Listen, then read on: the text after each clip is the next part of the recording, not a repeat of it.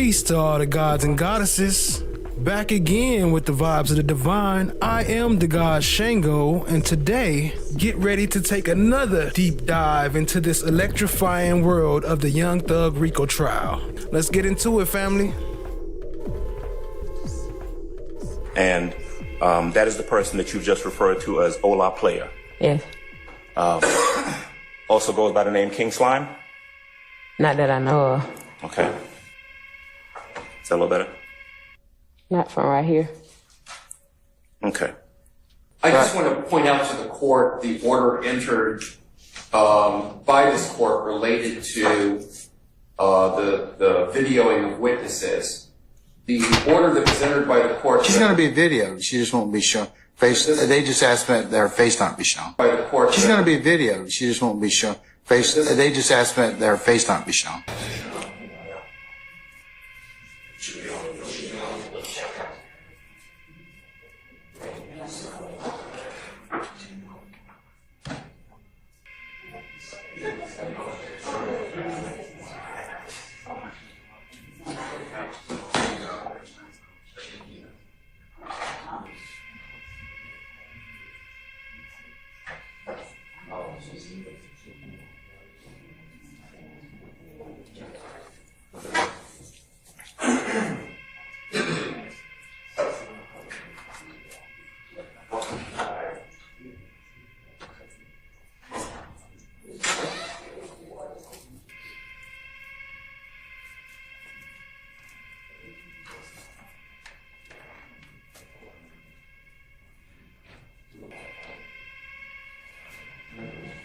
What up, fam?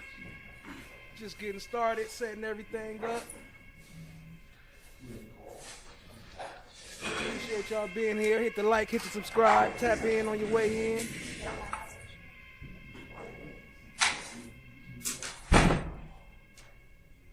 Never a trial advocate. I know you all have this stuff together already, and if you don't, I'd be highly shocked.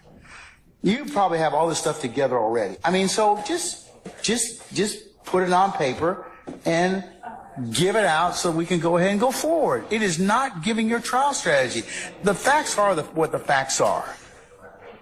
I'm just are. Mr. Sharp, you find something funny with what I just said? He said, I'm just R. The facts are what the facts are. I'm just R.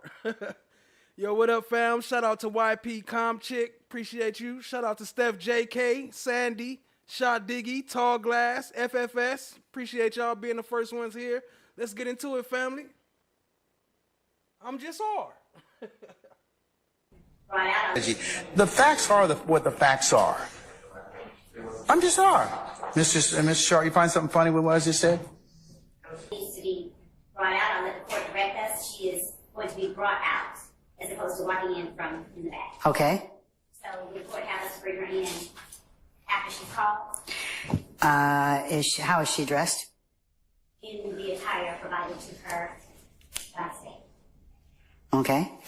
What up, Melissa? I see Your you. choice. If you like, we can bring her out right now. Appreciate and you have her joining. step if she's wearing that, or sir.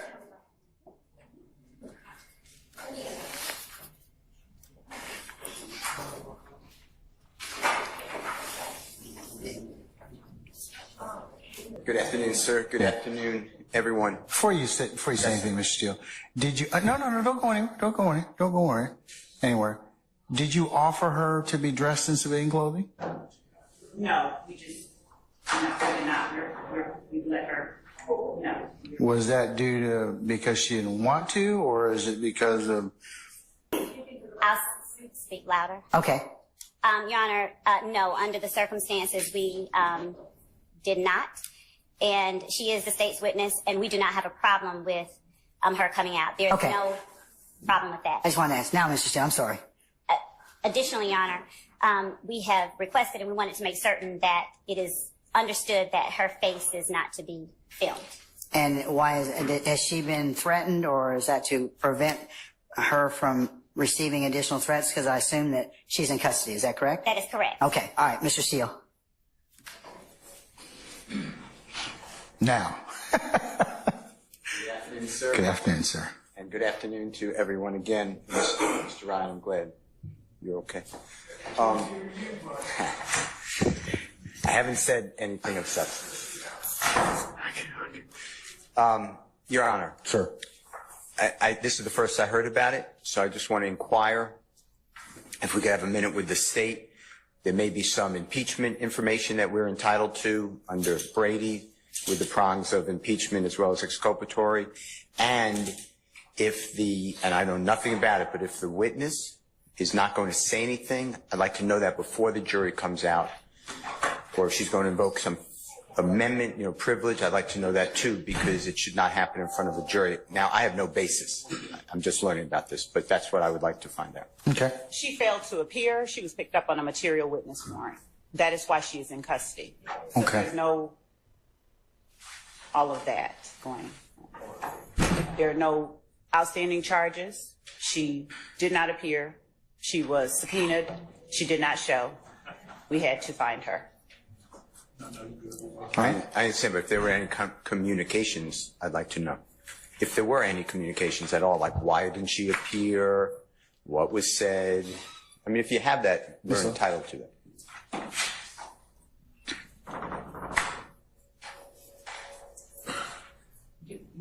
No. You can certainly, for the benefit of all counsel, indicate any conversations that you may have had with a witness prior, which caused you to, that would be, I guess, What up, Queen Tara? I see you, responsive to family. Mr. Steele's inquiry. Okay.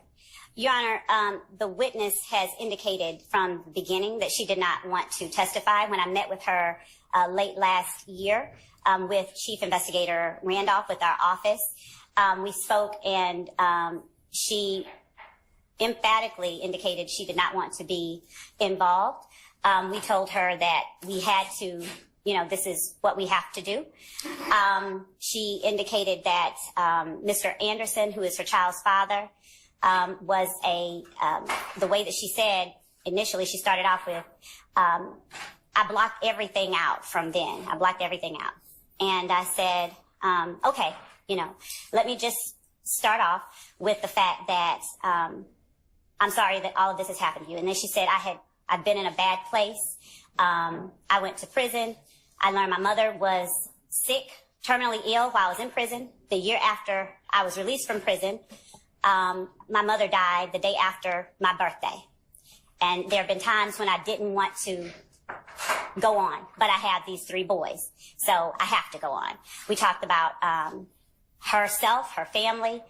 She indicated that when I spoke with her and said, let me just say, I asked her whether anyone ever contacted her following the 2013 robbery by the defendant Williams and Mr. Murphy. She said no one had ever spoken with her, that we were the first ones that spoke with her about that.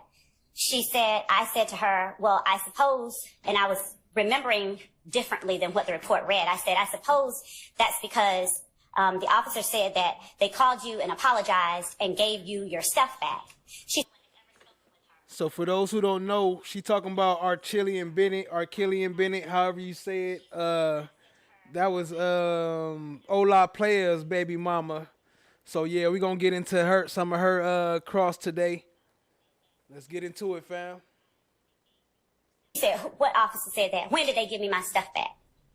I said, this is what I think I remember from the report. We had it seemed amicable kind of interaction. She agreed to meet with us again as time went on, if we needed to, when we needed to. Later, as it grew closer to the time that she needed to appear in court, she came here for court. What up, Casey Earlier J? this year, I went outside to talk with her again. I had reached out to her by various means between that time and the time I first met with her. When I sat down to talk with her, she said, I want to take my life, essentially. And I asked her, what had happened, why? She said, you're making me feel that way. So I left. I walked away from her and called in an advocate. And our lieutenants, our investigators were called. They then called an ambulance. She indicated that she did not need an ambulance. What up, Casey J, Lower Ducky? My bad if y'all couldn't hear me over Love Voice, but appreciate y'all being here, family. After meeting her the next time, most recently, we were trying to reach her to appear on March the 26th. We reached out to her several times. She did not appear on March the 26th. One of our lieutenants reached out and said, we don't want to have to get a material witness warrant for you, but, you know, you have to answer our calls. We then came to, we secured a material witness warrant. In the meantime, after that had been secured, she texted our office and said that she was in the hospital, but we had eyes on her home. Her car didn't leave the driveway. So officers went into her home, went to her home and executed a material witness warrant for her arrest on yesterday. She was taken into custody yesterday. She was not happy. And as a result of that, Your Honor, I also wanted to bring to the court's attention, as far as what she will say when she comes in here, there's no privilege to be invoked. So I know she does not want to be in jail. She has made, I'll call them savory comments as to what can be done to her. She's not a fan of our office. And that's where we are. Additionally, Your Honor, as a result of all of those facts, I wanted to just point out, I don't know if she's going to be cooperative. I don't know if she's going to be hostile, but I've printed out for the court's consideration and copies for counsel of questions. I may have to ask her questions that are closed-ended. They will be maybe one-word answers or closed-ended questions. Those have tended to garner objections, but I just have case law that says a question that requires a yes or no answer is not a leading question. A leading question is a question not suggesting the desired answer, is not leading, where it inquires only into a single fact. That's Milner, M-I-L-N-E-R versus the state, 258, Georgia App, 425.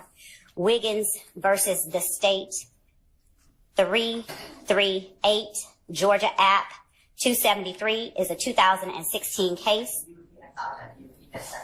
Some of your other colleagues to... Yes, I think the court has been provided with a number of authorities that defendants have the Sixth Amendment right to an open in public trial. That's not even debatable at this particular point in our jurisdiction. While our cameras are in the courtroom at this point in time, the question is safety of the witness and the like. Nothing, not a thing. Well, I disagree with Mr. Harvey, so I'm going to overrule your objection. Do you have anything else, sir? All right, well, for the record, I have not heard one factual basis, not one, not a scintilla of evidence or a proffer that this person has been threatened or is in danger in any way that would overcome Mr. Nichols and all these gentlemen's Sixth Amendment rights. Okay, sir. Thank you. Anything else? Two, impeachment evidence is Brady. Someone who says, I don't remember something now, that's impeachment. A person who... Did you seek to interview the witness? You've had the witness's availability for almost 3 months. So you could have gone and interviewed the witness and gotten this particular evidence yourself. That has nothing to do with whether the state has an obligation, a constitutional obligation, to provide everybody with exculpatory impeachment or giglio material under the United States Constitution, under the Constitution of the state of Georgia. And the fact that they interviewed them, this person, and that material is useful for impeachment, that is and falls under Brady. And so we're entitled to it. And we're entitled to it before the 1 o'clock when the witness is about to get on the stand in a jail uniform, which is the fault of the state, not us. No, I don't think so, Mr. Harvey. That had the witness decided to just honor the subpoena, then a material witness warrant wouldn't be necessary. So that's a choice of the witness. Let her finish, and then we'll go ahead. Your Honor, additionally, when she was taken into custody, as I told the court, the witness, when I spoke to her, told us that I made her want to end herself. She accused us of harassing her, of harassing her. So there's that. Just briefly. Yes, absolutely. I just want to point out to the court the order entered by this court related to the videoing of witnesses. The order that was entered by the court. She's going to be videoed. She just won't be shown. They just asked that their face not be shown. The order that Mr. Uhelski prepared and the court signed says that the witness or state may request that only audio of their testimony be recorded. In addition, for any specific alleged victims for whom there are legitimate security concerns that can be substantiated by the victim or the state, the victim or state may request limited identifying of the witness. So I'm not sure that there have been legitimate security concerns substantiated by the state. Miss. Your Honor, I will point out that this witness is now in custody at the Fulton County Jail. We have endured weeks of testimony from a witness whose face was shown, who provided outbursts to report as a result of what happened when it was made public that he was coming in to testify. Even when whether they were actually friends, whether they had been hanging out, she said yes. But she said, she did not want to be involved in this. She is just like every other witness. There is no recording that we have received from this witness that we are obligated to turn over. The fact that we are having her brought out in handcuffs that I am announcing to the court after her arrest yesterday, as well as counsel for the defendants, that this is the case, and just goes against, flies in the face of the assertion that there's something being withheld from the defendants. Anything else, Mr. Harvey, before I allow some of your other colleagues to? Yes, I think the court has been provided with a number of authorities that defendants have a Sixth Amendment right to an open in public trial. That's not even debatable at this particular point in our jurisdiction. Our cameras are in the courtroom at this point in time. The question is safety of the witness and the like. Nothing, not a thing. Well, I disagree with Mr. Harvey, so I'm going to overrule your objection. Do you have anything else, sir? All right, well, for the record, I have not heard one factual basis, not a scintilla of evidence or a proffer that this person has been threatened or is in danger in any way that would overcome Mr. Nichols and all these gentlemen's Sixth Amendment rights. Okay, sir. Thank you. Anything else? Two, impeachment evidence is Brady. Someone who says, I don't remember something now, that's impeachment. A person who... Did you seek to interview the witness? You've had the witness's availability for almost 3 months. So you could have gone and interviewed the witness and gotten this particular evidence yourself. That has nothing to do with whether the state has an obligation, a constitutional obligation, to provide everybody with exculpatory impeachment or giglio material under the United States Constitution, under the Constitution of the state of Georgia. And the fact that they interviewed them, this person, and that material is useful for impeachment, that is and falls under Brady. And so we're entitled to it. And we're entitled to it before the 1 o'clock when the witness is about to get on the stand in a jail. You want answers? I think I'm entitled. You want answers? I want the truth. You can't handle the truth. No, I don't think so, Mr. Harvey. That had the witness decided to just honor the subpoena, then a material witness warrant wouldn't be necessary. So that's a choice of the witness. Your Honor, let her finish and then we'll go ahead. Your Honor, additionally, when she was taken into custody, as I told the court, the witness, when I spoke to her, told us that I made her want to end herself. She accused us of harassing her, harassing her. So there's that. just briefly. Yes, absolutely. I just want to point out to the court the order entered by this court related to the videoing of witnesses. The order that was entered by the court. She's going to be videoed. She just won't be shown. They just asked that their face not be shown. The order that Mr. Uhelski prepared and the court signed says that the witness may. What up, FFS? It's all good. Just, you know, try to at least censor it a little bit, you know what I'm saying? So they don't be hating on me. I ain't got no mods in here right now, so appreciate it, family. Or the witness or state may request that only audio of their testimony be recorded. In addition, for any specific alleged victims for whom there are legitimate security concerns that can be substantiated by the victim or the state. The victim or state may request limited identifying of the witness. So I'm not sure that there have been legitimate security concerns substantiated by the state.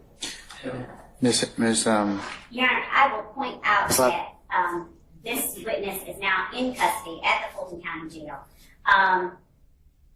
We have endured weeks of testimony from a witness whose face was shown, who provided outbursts to his court as a result of what happened when it was made public that he was coming in to testify, even when he chose to recall nothing. So we are, based on what has happened in this trial so far, in the interest of justice, and it is in the interest of judicial economy, we are asking that for the sake of this witness, her well-being, her feelings of safety, that we not show her face. Economy, we are asking that for the sake of this witness, her well-being, her feelings of safety, that we not show her face. And Your Honor, I still do not hear legitimate security concerns that are particular to this witness. Okay. All right. Thank you, Mr. Weinstein. Yes, Mr.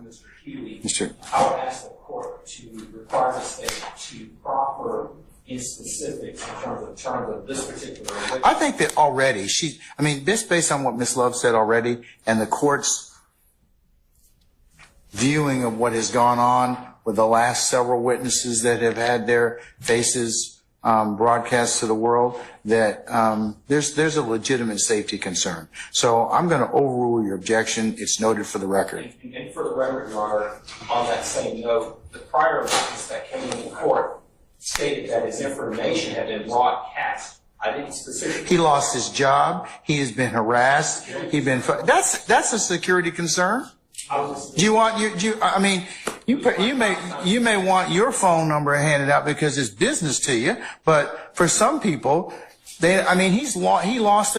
So keep in mind they doing all this arguing about not showing Archelli and Bennet face, right? So all this arguing, all this time they doing to not show her face, but then later on, Love gonna pull her face up on the screen. They just didn't want to show her in handcuffs for the public. That's why. The job. But losing your job is not a security concern, Your Honor. That's an employment concern.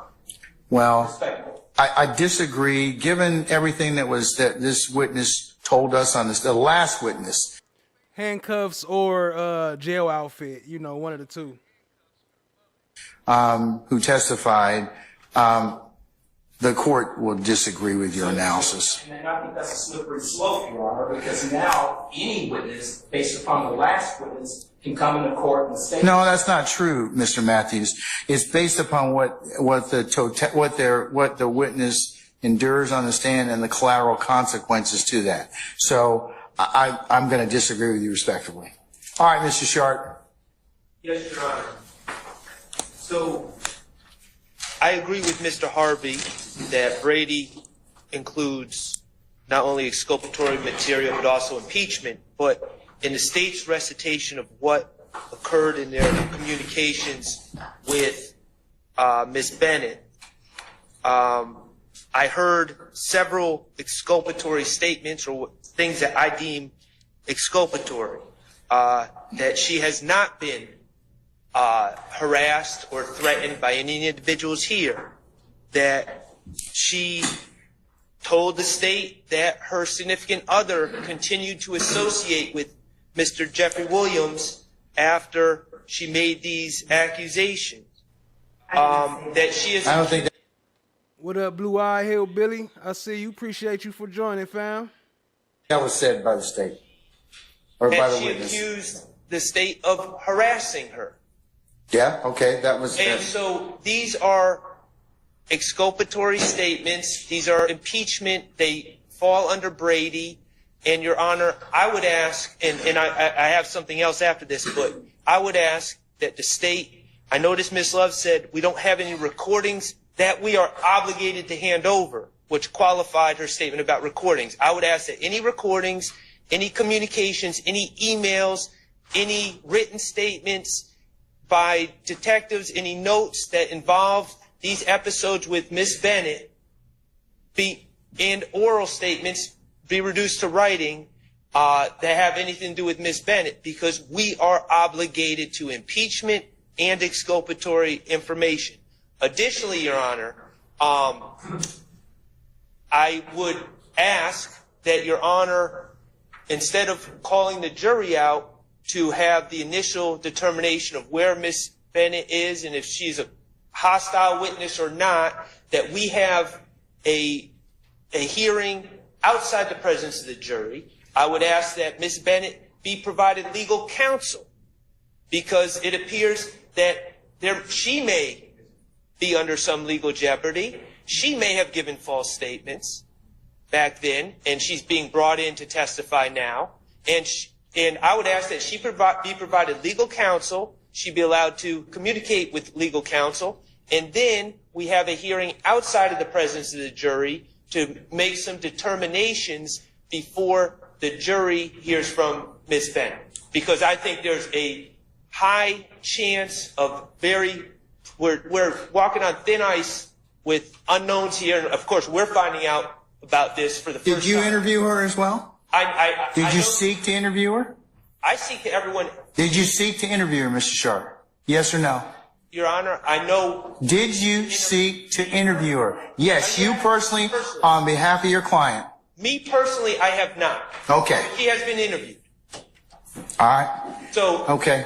Anything else? I don't do everything involved with my cases. There's investigators, there's other attorneys. Okay, did you have an investigator go and seek to find her? No, I did not. Okay, all right. Have a seat. Anything else? Anything else? No, that's it. Okay, all right.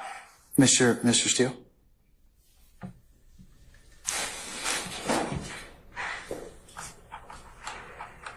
Thank you, Your Honor. I just would like you to consider this as well. So when I researched, I heard the former witness, Mr. Bean, his answer was consistently, I don't recall. Something that I don't remember, I don't recall. Among other things. That's pretty much, my memory was, I don't remember. Okay, among other, yeah, I would concur that was a lot of what he said. So I researched that to determine whether this is I understand hearsay, if a person doesn't recall, then you lay a foundation and you get in the prior inconsistent statement. Because, whatever they said or prior statement. But under confrontation clause, it seemed to me, there's not all that much on it that I could find, but that the federal courts and Georgia, one case in Georgia, has said that I don't recall, the person's not shutting down, so that satisfies the confrontation clause, but constitutional. So statutory is protected because I don't recall lots of cases saying you can impeach with the prior statement, you lay a foundation, and then the confrontation clause under the Georgia Constitution and the federal Constitution I don't want to concede it, but that's why I didn't object. The reason I bring this up to the Honorable Court, I have no idea what this next witness may or may not say, but if she truly shuts down, I just want you to know that that's why I don't want it to happen in front of the jury. I will be asking. Hey, what up, Cat Knot Williams? Appreciate you for joining us. Let me drop your link in the chat for those who don't know about Cat Knot Williams, which I'm sure all of you do. Let me drop her link for those who don't. Y'all go check her content out. She got some fire daily trial updates, so y'all check it out. Appreciate you being here, family. Everybody hit the like, hit the subscribe, tap in, share with a friend. That nothing be said. The prosecution cannot ask leading or non-leading questions, because if the answer is, I'm not answering,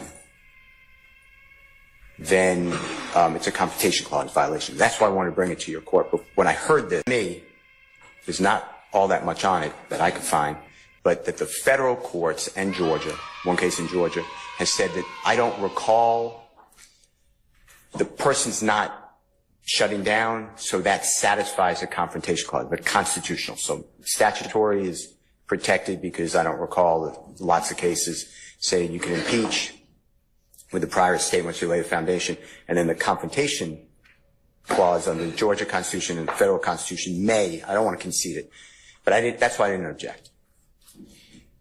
The reason I bring this up to the Honorable Court, I have no idea what this next witness may or may not say, but if she truly shuts down, I just want you to know that that's why I don't want it to happen in front of a jury. I will be asking that nothing be said. The prosecution cannot ask leading or non-leading questions, because if the answer is, I'm not answering, then it's a Confrontation Clause violation. That's why I wanted to bring it to your court. But when I heard this, that it progressed, but she's in custody. I knew something happened. That's why I asked Brady. We heard that then, and then, depending upon what she says, I just want to alert you, Your Honor, that there may be a Confrontation Clause violation, which, of course, you asked us to tell you, which has to be harmless beyond a reasonable doubt. So it's the highest standard except for structural error. So I'm just letting you know. I have no idea what she's going to say. But it might be best practice to just ask her outside the presence of a jury, what's your intention? And if she says, I'm not here, I'm not talking with anybody, it's a dangerous thing to put in front of a jury. I'm just doing what you told me to do. So I'm making that Confrontation Clause argument now. I know it's not right because I have no clue. She might testify. But if she doesn't, I'm just letting you know that, I'm going to be asking to approach and move for mistrial and strike. Your Honor, I would ask Mr. Steele, too, if there is case law that even suggests what he is saying, that he provide us with the cites, because my reading of the law is entirely contrary to the notion that he is proposing to the court, that what happened with Adrian Bean implicates confrontation rights. So, what up, Brandy P? I see you.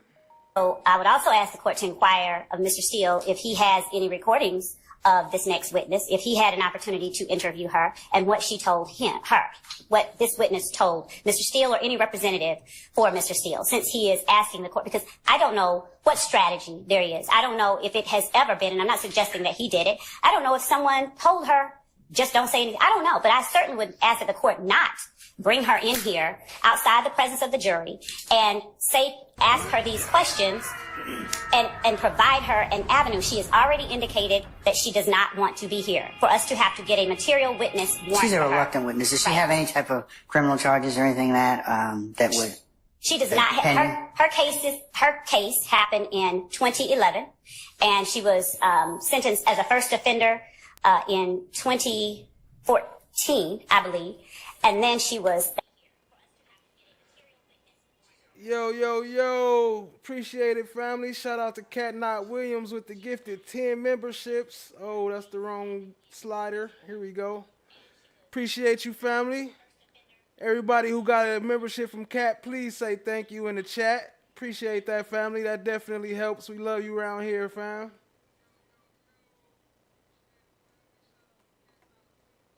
That was in another jurisdiction. And then that was revoked when she got charges in Fulton. And all of that information has been turned over upon an open records request by Mr. Steele. So she was under sentence in she was sentenced here in Fulton after she was revoked on the Clayton County charge. She is out of prison for that, and there are no pending charges against her. There's nothing.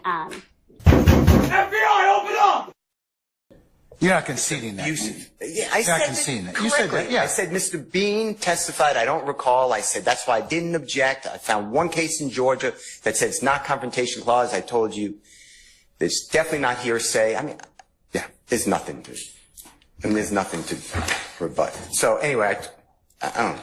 I shouldn't get frustrated. No. I mean, do you have any other case law that would say it's the confrontation clause issue? Because Mr. Steele, it looks like right now we're possibly faced with a witness that's reluctant.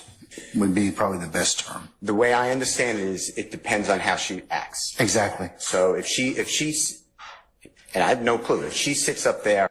Hey, yo, shout out to FFS, for fuck's sake, for the gifted 5. I appreciate you, family. If anybody got a gifted membership, please say thank you to FFS. Appreciate y'all, family. Let's get it. What's your name? I'm silent. Is your name this? Silent. That would be, in my opinion, a violation of the confrontation clause, because there's no opportunity to cross. Different than, I don't recall, but that's a statutory right. And as I told you, in Georgia, there's a confrontation clause case that says it's not confrontation clause. So, you know, it just depends on what she says. But That's she's why here. I'm I mean, to, and I could, depending upon what she does say or not say, allow her to be treated as hostile, so that leading questions could be asked. She'll answer them. She may not answer any of them. Right. I mean, and then you still have the right to examine her. I mean, but she may not say anything. I mean, that's the other thing that may happen. And that's my issue that I brought to the court. If truly nothing is spoken, then I have a violation of the confrontation clause on behalf of Mr. Williams, Mr. Matthews Jr., et al. Have that. I'm just trying to raise it to the court. Your Honor, in the interest of justice, I would ask the court to inquire of Mr. Steele if he has any information, any recordings of this witness, anything of that nature that give him reason, or even if he doesn't give him reason, if he has any recordings, if he has any information, if he had the opportunity to Did you interview the witness, Mr. Steele? Did you have the opportunity to do that at some point in time? Because that does factor into whether or not, part of my analysis as to whether or not there's any other information. Your Honor, I don't have to answer that question, but I don't mind answering ex parte on a sealed record, and the defense can come, but not the public and not. Yeah, appreciate that. Y'all show some love in the chat for FFS and Cat. Appreciate the memberships, fam. The prosecution. So if we could go into your chambers, or everyone not with the prosecution, not with the defense, be excluded, and not with the court staff.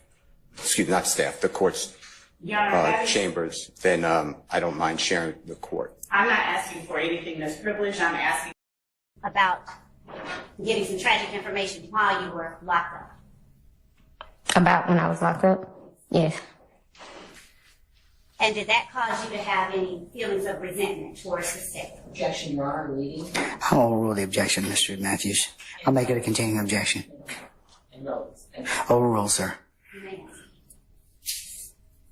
You repeat it? Did what happened to you have an effect on you and your feelings towards the state? Yes. How did they affect your feelings towards the state?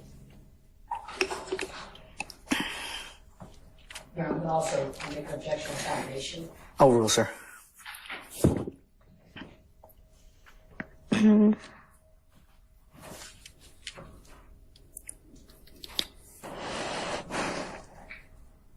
It just made me feel like, like they weren't trustworthy or something. Like a lot of things had happened. I'm sorry that you were made to feel that way. When was it that you were... I'm going to object and ask that last statement from the state was stricken. That's inappropriate. Yeah. I'll overrule the objection, Mr. Adams. Thank you.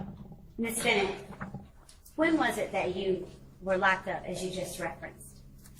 What year? 2013, 2015 to 2017. In 2015, is that when you went to the Department of Corrections? Yeah, I went to prison. In 2013, were you in prison? No, I was in Clayton. I think Clayton. In 2013, were you out on bond for charges in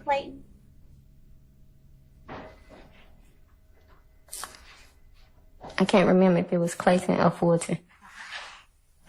I'm going to show you what I will have marked as State's Exhibit number 28 Alpha. Yo, so again, for those who And just I'll actually tapping take a in, look at it. let me pause this. This is our Chilean Bennet. This is King Slime's baby mama, the other King Slime. This is the one who they got into a big beef. I got a video on that. I'll link it in right here to another video of Miss Love, the full one with all her violations of this full interview of how many times she said, "Isn't it true? I asked you. Isn't it true? You asked me." That's improper questioning, as we all know, but she got away with it. And I'll ask you if this copy of documents from Clayton County, Mr. Adams, you want to refreshes your recollection.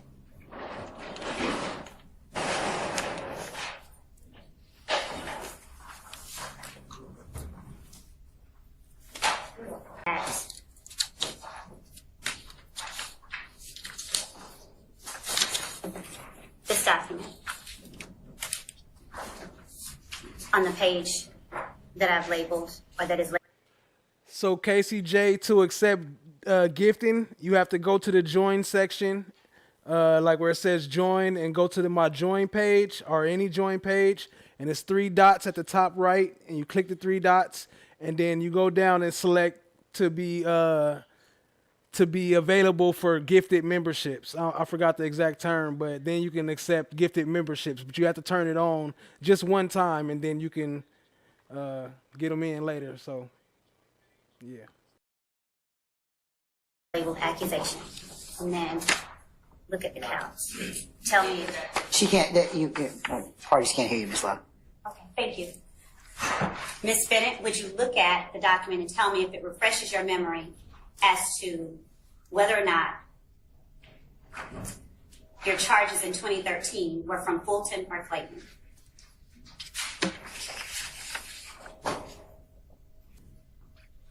Mm-hmm. And at that time, earlier this year, did you indicate you did not wish to speak with me anymore? No. Somebody told me I ain't had to speak with you no more. And who was it that told you that? Mr. Hamilton. Did you tell me that I made you uncomfortable? No, I ain't tell you that. Because I ain't speak with you. Say that you. I said I didn't speak with you, so I couldn't tell you that. You're saying now that you did not speak with me outside in the hallway? I'm sorry, can I have Mr. Love please speak into the microphone? Or speak up. I'll speak up, Judge. All right. Are you saying to the jury that you did not speak with me in the hallway? No, you asked me, did I speak with you? Was it other people around? I said yes. Then you said, did somebody ask you to not speak with you? I told you yes on that. Then you asked me, did I tell you? And I'm like, how am I tell you if I didn't speak with you? Miss Bennet.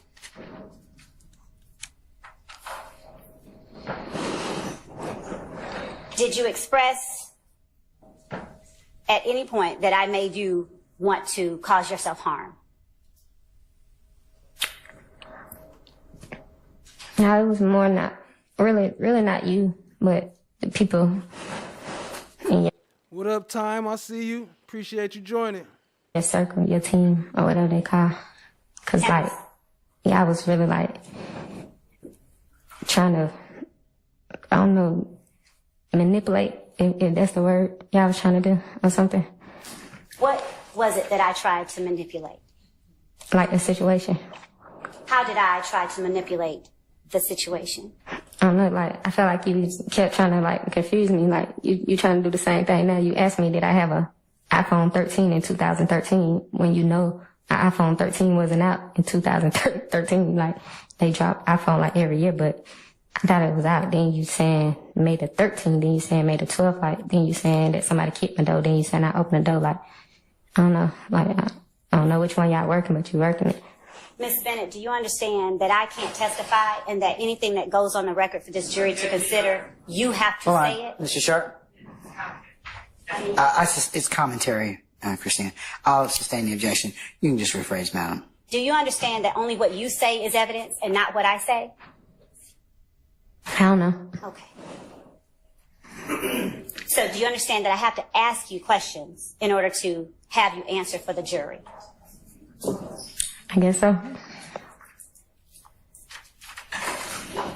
And when you said that I was manipulating the situation, what situation is it that you're talking about? I answered it. Would you answer it again, please, for the record? The one we're talking about now.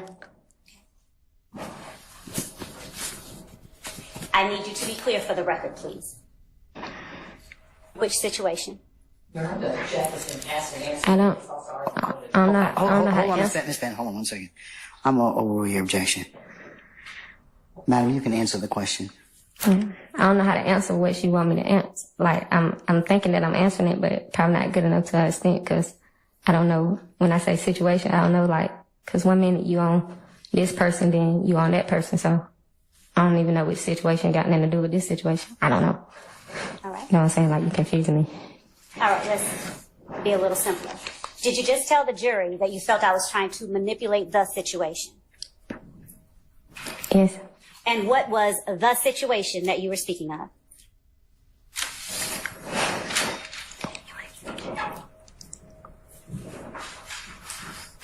You have to say it for the jury. What was the situation that you're speaking of that you felt I was trying to manipulate? And that's what I'm saying. Like, I'm answering the same question you asking me over and again. Like, Miss Bennet, do you? I don't know, because you spoke to me like on a lot of situations. Like, you was talking about Thug, then you started talking about my kid's dad, then you was telling me, asking about my mom. Like, but I don't think all those things went together. Like, I don't think all of them mattered with each other. So I don't understand. Tell the jury what I talked to you about. I thought I just did that. What did I tell you, or what did I ask you about Thug? You asked me, did he do a lot of things to me? And like, what, you asked me, did he break in my house? Did he get this? Did he do that? Like, all the questions you just asked. Like, I can't remember all the questions you just asked. You ask them over, I can answer them. all right. And do you recall what your answer was? Yes. Okay. What was your answer to me when I first met you in the Wendy's parking lot? Yeah, you asked me, did I recall this person? And did...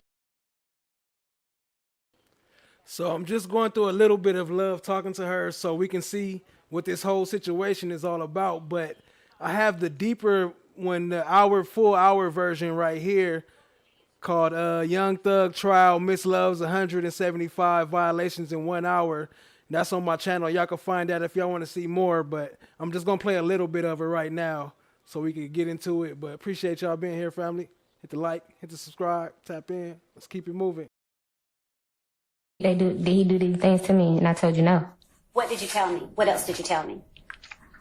Then we started talking about other situations. You was telling me about situations you had, and I think I started talking to you about my mama, which that's something I just told you. We ain't gonna do that here though.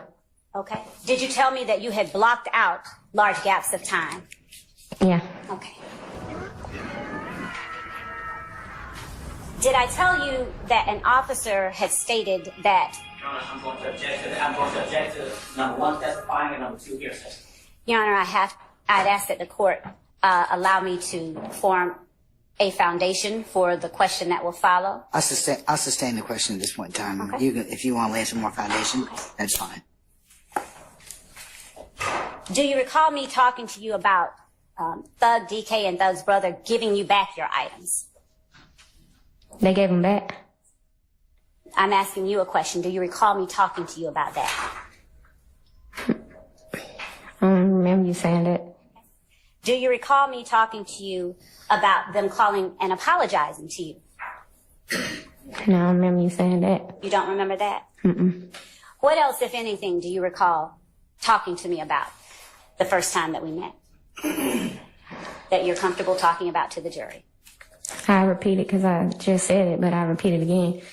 When you talk to me about the situation with Thug. You asked me that I feel like he did any of those things, and I was like, no. And I know you did ask, was I scared of him? And I'm like, no, like I don't have reason to be scared of anybody.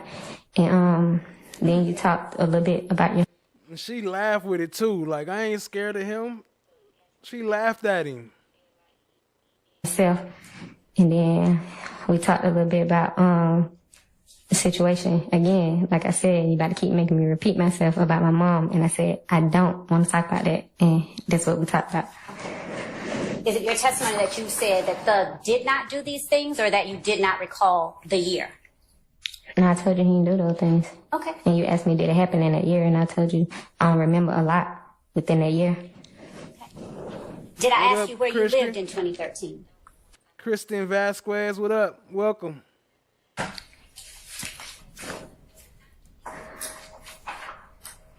I told you I don't remember a lot within that year.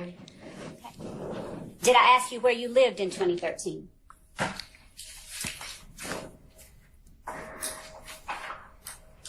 I think you did. Did you tell me you couldn't remember? No, I told you where I lived in. That's your recollection, that you told me where you lived. Is that what you're saying? Mm-hmm. Basis. I sustain the objection.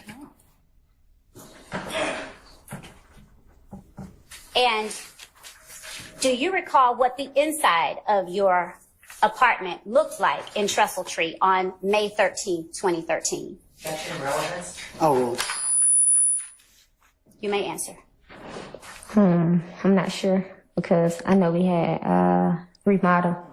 So Yeah, and keep in mind, so she was allegedly a victim, according to Love. She's saying she was a victim of a robbery, but then they went and locked her up and put her in jail to come testify. Like, what type of victim you gotta force to testify type shit? but I think it was Only Love. 2000. Well, I'm not sure. I don't want to be wrong. Do you recall what your address was on May 13, 2013? Mm-hmm. What was it? 980 Confederate Avenue. Was there a number or letter? Oh, D. Just one moment, okay?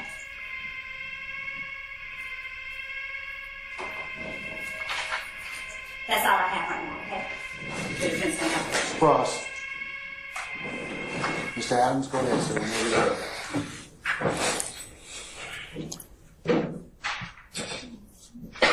Ms. Bennet, good afternoon, ma'am. Good afternoon. I want you to do me a favor, okay?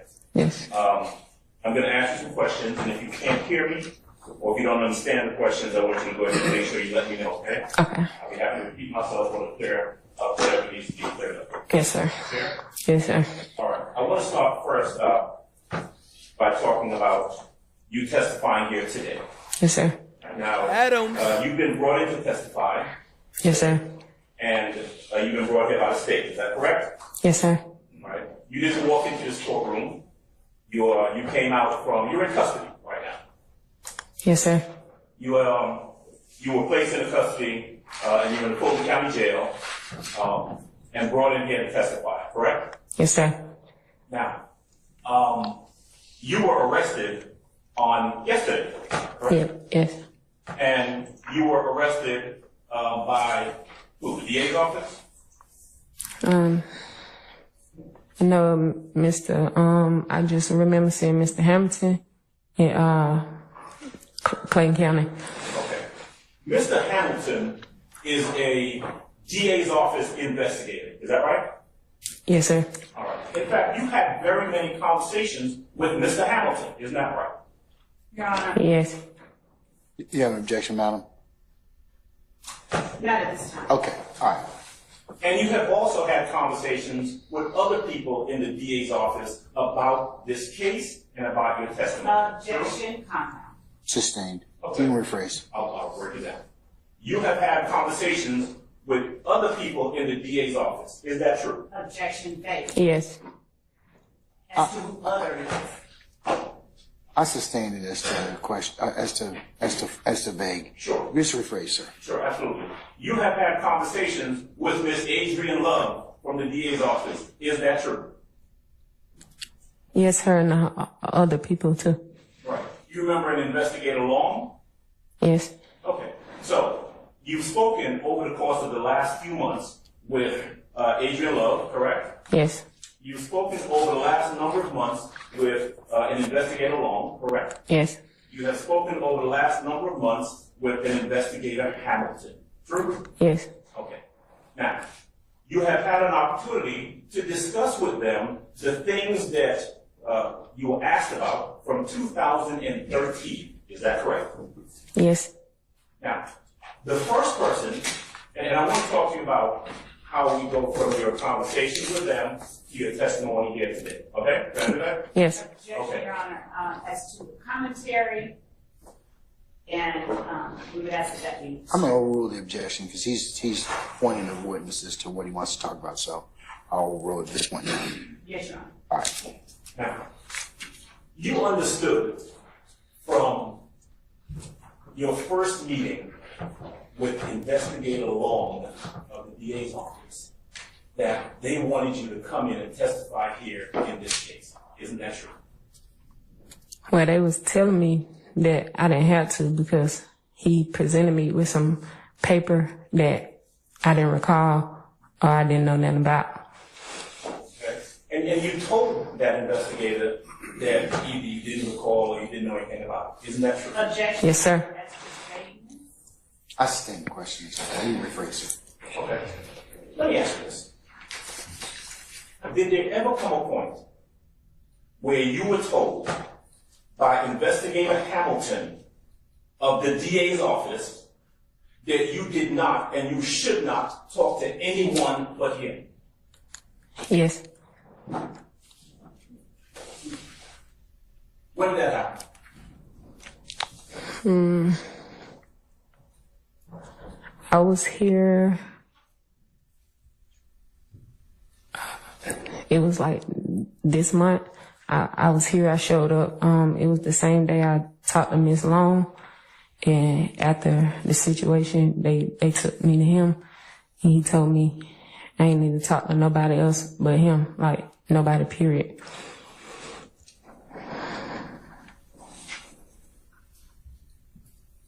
Mr. Adams, I hate to break you up at this point in time. I've had a bathroom request. So can we just take 5 minutes? Sure, absolutely. Okay, all right. All right, ladies and gentlemen, we're going to go ahead and be in recess about 5 minutes. Please go ahead and take your respite, and then we'll come right back. All rise for our jury. I'll try.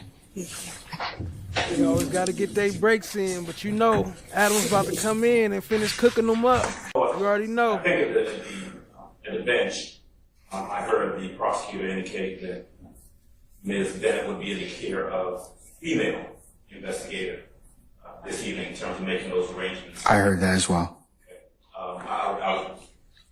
Your Honor, I don't mean to interrupt Mr. Adams, pardon me. But, Your Honor, I was just speaking with our chief investigator, and regarding,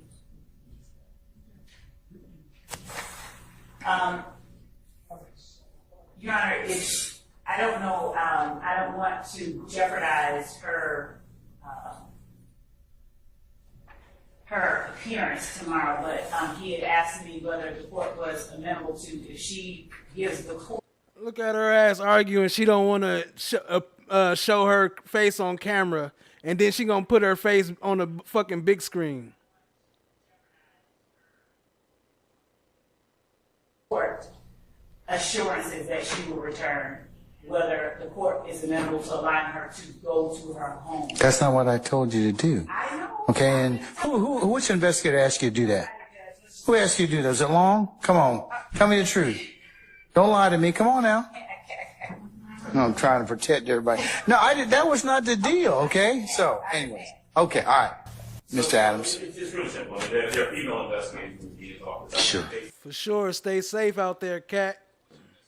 Her comfort, what I think would be appropriate. I'm asking the DA to make sure she's in the custody care of a female. Well, Your Honor, All right. I said that. I already did. I already said. In fact, Miss Love said she would recommend that, Well, yeah. and said that will occur. Correct, Miss Love? Yes. Okay. All right. Anything else, sir? That's it. That settles everything. Okay. Thanks, Judge. All right. Yeah, y'all seen Investigator Long creeping there? All right, ladies and gentlemen,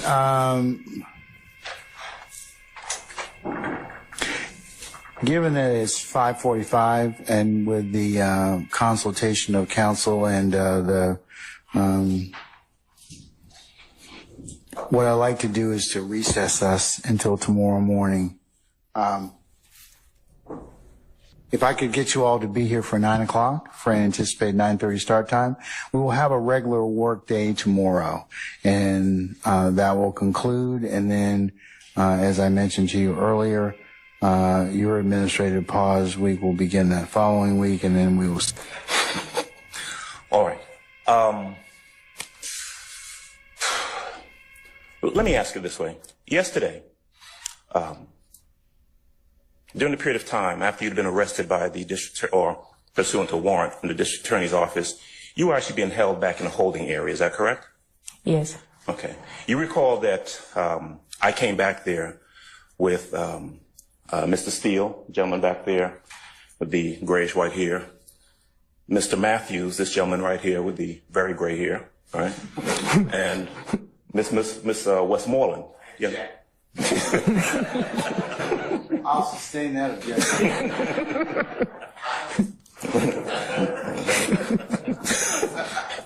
At least you got here. And Miss Westmoreland, you remember that? Yes, sir. We had a chance to talk yesterday, isn't that right? Yes. And when we were back there, we talked about the communications that you'd had with the district attorney's office, right? Yes. Now, you also remember that after you came out, you were asked some questions by the assistant district attorney, Miss Love. Is that right? Yes. You remember her asking you at one point, are you afraid of Jeffrey Williams? You remember that question? Yes. And then she may not have said Jeffrey Williams. She may have said, are you afraid of Thug? You remember that? Yes. Okay. And your answer was no. Is that right? Yes. You have no reason and had no reason to be afraid of Jeffrey Williams. Is that right? No, I don't. Okay. In fact, when you testified yesterday, you were on edge. Is that fair to say? Yes. You didn't want to be here. Yes. And part of it is because of the interactions, and your reaction yesterday was based on the interactions you had had, not with Mr. Williams or anyone over here, but with the district attorney's office. Isn't that true? Yes. You told us when you were back there that they had been, quote, harassing you for a number of months. Is that true? Yes. And in fact, you said that prior to coming out and testifying, that the only person you were afraid of, you didn't want to be around, was Investigator Hamilton from the district attorney's office. Is that true? Yes. And you're saying that to us, and then your testimony subsequent to that was based on the very... But keep in mind, this is their witness. Like, they treating their own witness like this. The interactions that you had with Mr. Hamilton, isn't that right? Objection, Your Honor, vague as to the question. I sustain the objection. Okay. Mr. Hamilton had contacted you prior to yesterday. Is that right? Yes. He would call you from time to time. True? Objection, vague. What's vague? What is? Can I have some? Yes. Let me just ask you the questions, okay? Mr. Hamilton had harassed you. Is that correct? Yes. In fact, you told us when you were back there that you didn't want to come out and see him because he had sexually harassed you. True? Yes. You felt like, and you told us, that you were really concerned about coming out here. I would like to He did what?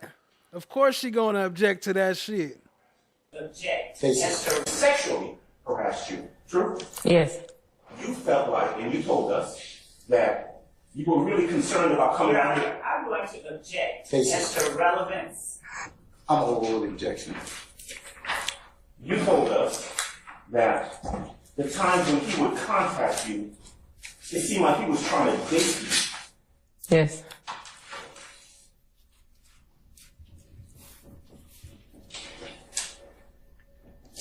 In your interaction with, and Mr. Hamilton, you actually met with him at different locations. Is that right? Yes, FFS, please be respectful. But you know, you free to speak your mind. Just censor any curse words. You know, put an emoji there or something. You know what I'm saying, or whatever. Just spell it wrong, whatever. You know, just so YT ain't tripping on me. But you can still speak your mind. Still be free, family. Yes, I met him at a restaurant. But still be Japanese respectful, restaurant off of Moreland Avenue? Yes. A couple months ago? Maybe, I think February. Okay. He wanted to meet you, supposedly to talk about the case. Yes. But he wanted to meet you by yourself. Yes. You did not feel comfortable with the interactions you've been having with the district attorney's office, and so you brought your 20-year-old son along with you. Yes. So, Your Honor, if you just have him break it up so we'll know what she's answering. All right. I'll break it up. You didn't feel comfortable going to meet him by yourself? Nope. Because you didn't feel comfortable going to meet him by yourself, you brought your 20-year-old son with you? Yes. Was that before or after you met with Mr. Hamilton and he told you, don't talk to nobody else? That was after. He told me before that. I came in, I seen Miss Love, and that's when I told y'all yesterday that me and Miss Love, we only discussed for a brief because they was like trying to tip me. And that's when I went to talk to him and a couple of more people from their team that I don't see right now. And then he ended up getting me by himself and asking me to give him my number and that he's gonna contact me and that I ain't need to speak with no one else. And if they contact me, do not answer or speak to them. Only him. Okay. He told you that he would like to take you out when this was all over, didn't he? Yes. And then he's, as far as you know, he is an investigator, law enforcement investigator for the DA's office, right? Yes.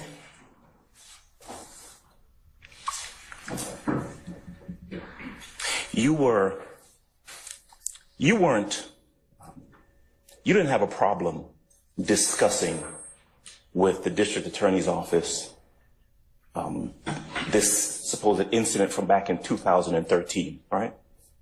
No, I never had a problem. Right.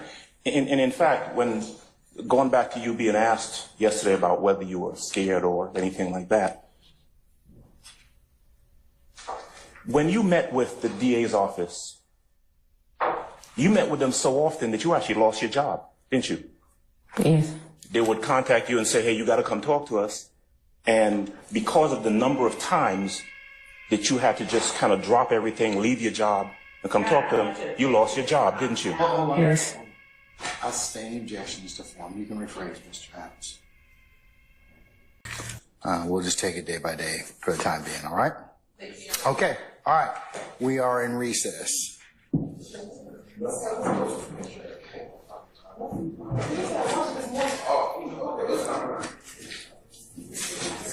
Actually, that one is not.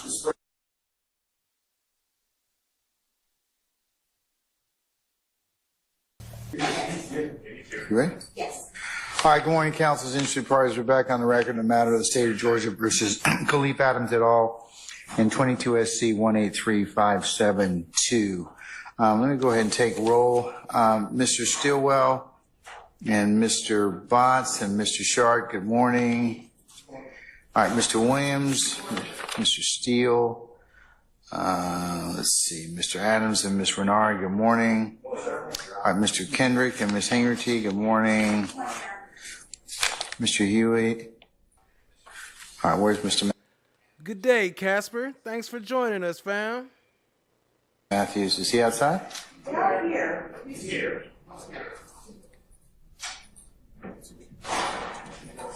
Can somebody text him and just, Sure.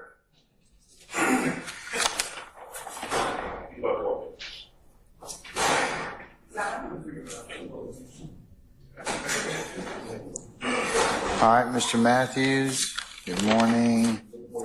Steve Williams, I understand that your client, Mr. Ryan, has had a medical issue that is going to basically require him to be on, for us to assess the situation in about 24 hours. Are you aware of that? Yes, Your Honor. The person not coming to waive his presence. I've been able to speak with him. You have not, or you have? I have not. Okay, all right. Have you talked with Kathleen Kendall and her team? Yes. Okay. Given his situation, you may not be able to do a face-to-face with him, but I'll let them talk with you about that, and maybe you can make other alternative arrangements to talk with him. Okay? All right.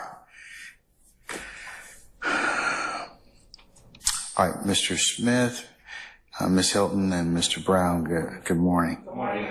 Okay, so folks, basically, also we have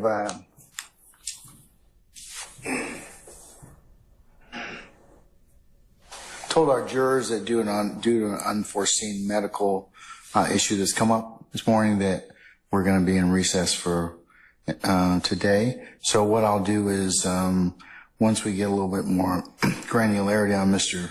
Ryan's situation. Yo, Shot Diggy, what up, fam? I'm glad you finally joined us, man. I've been having to fight with the chat myself. No, I'm just playing. But I'm glad you're here finally. You know, a couple people been looking for you. But glad you joined us, family. Appreciate you. Situation, we'll just take it day by day. So just have to be patient. So is there anything else that There you go with the we'll just take it day by day.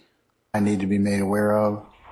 The witness has indicated from the beginning that she did not want to testify. When I met with her late last year with Chief Investigator Randolph with our office, we spoke, and she emphatically indicated she did not want to be involved. We told her that we had to, this is what we have to do. In 2013, he was a person who was in music. He was a rapper. Yes. His rap name was Ola Playa. Yes. All right. Now, I'm sorry. I'm bored.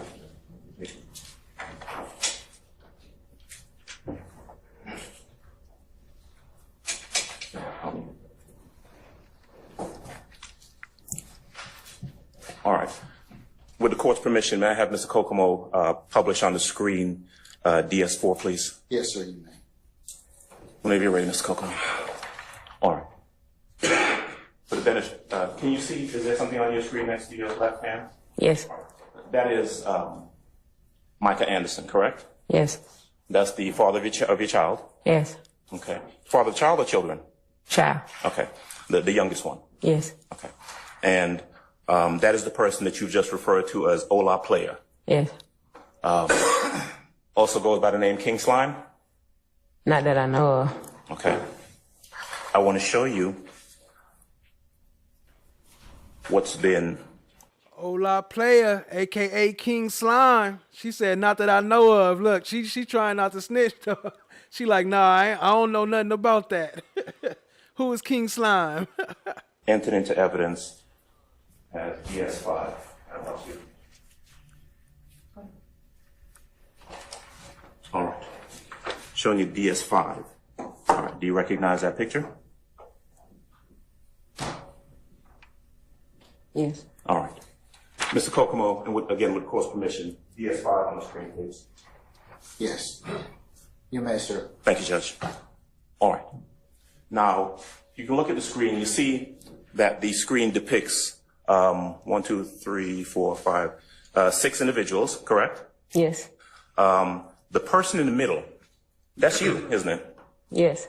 And you have on a T-shirt on the back, which on the back says, Free King Slime. Mm-hmm. Yes? Yes. And on the bottom it says Ola Playa. Yes. And that is a picture on that T-shirt of Mr. Anderson, Ola Playa, correct? I can't hardly see it. Okay. How's that? Is that a little better? Not from right here. Okay. Well, that T-shirt that you were wearing on that day was essentially a T-shirt saying "Free Ola Player," "Free King Slime." I mean, you're referring to the same person when you say King Slime and Ola Player. True? I wouldn't say it's true, but I remember this day. I was at a club and someone was performing, and that shirt, it was given to me. Okay. And I wore it, and we performed some of his songs. Okay. When you say we, who's we? Me and the people in the picture. You were in the music game as well?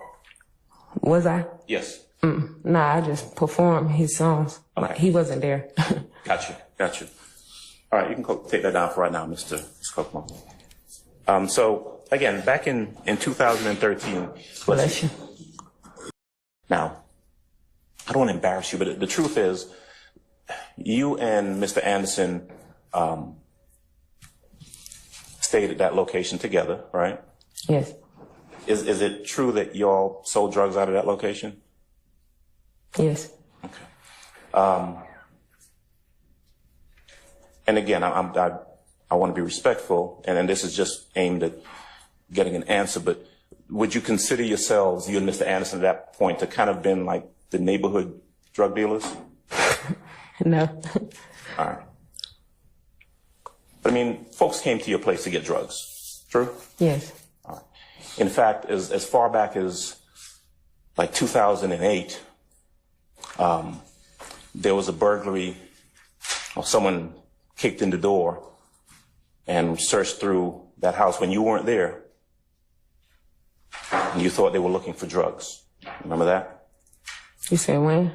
About 2005, as far back as 2005. Sound about right? I object as to relevance of something that happened in Yo, shout out to Shaw Diggy for the 5 gifted memberships. Appreciate you, family.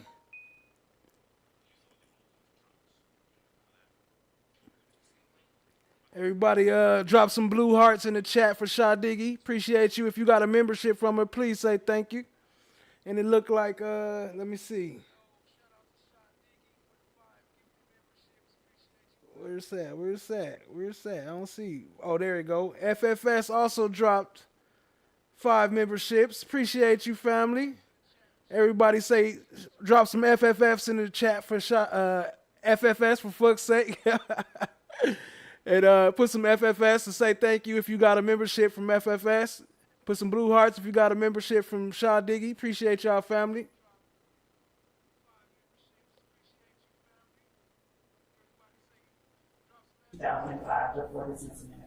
Well, we're talking about 2013. Okay. Around 2013, there were drugs being sold out of 980 Confederate Avenue. Sure? Yes. All right. In fact, in June of 2013 is when you and Mr. Anderson were both arrested for some drug trafficking charges in Clayton County, correct? I think it was in June, yes.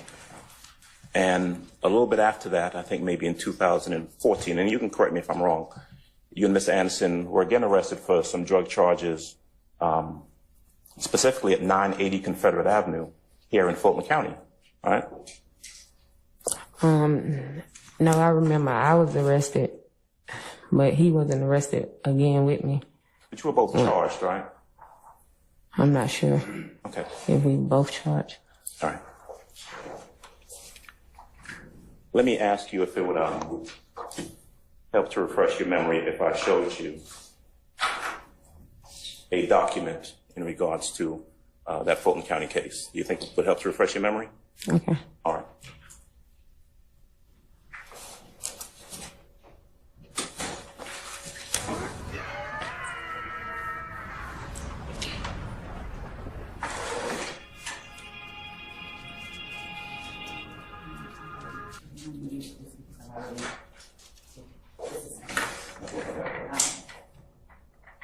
I'm going to show you what I've marked, at least for for right now as Williams 213. All right. I want to show you this document, and specifically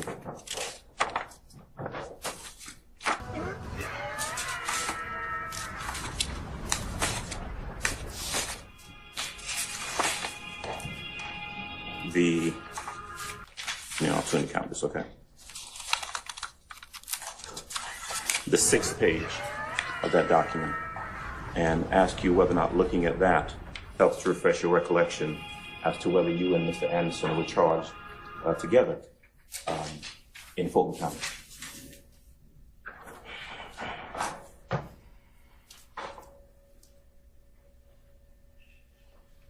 Say 2016. All right, but does that refresh your memory about whether it was just you charged or whether it was the both of you that was charged in that Fulton County case? I wouldn't know if both were charged. I wouldn't know if both of us were charged at the date that you saying, because they saying 2016. I guess they maybe charged us together. I wasn't sure. I just know when I got arrested, I was by myself. Okay, you were by yourself when you got arrested. Yeah. But you were arrested based on drugs that were found at 980 Confederate Avenue. What up, Tall Glass? Your Honor, this time I'm going to move for entry into evidence of Williams number 213 as a certified document. No objection, Your Honor. It's the same as State's Exhibit 29 Alpha Alpha. Those three Shout out to individuals that I just named, Glanville. did they leave your apartment and Buck take a quantity of heroin that you had at your apartment? Suge Brady Glanville in the corner. I never had heroin, no. Where the heroin story come from? She never had heroin. Did, at some point after those individuals left your apartment, you have a conversation with Micah Anderson about the fact that Buck had stolen heroin from your apartment? No. Objection.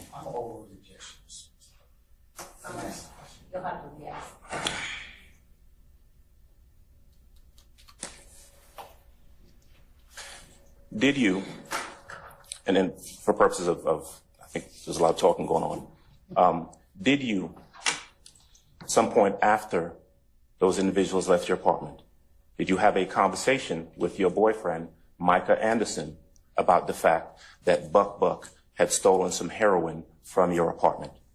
No. No. Okay. Did you receive a phone call after that incident with someone apologizing for Buck stealing the heroin from your apartment? No.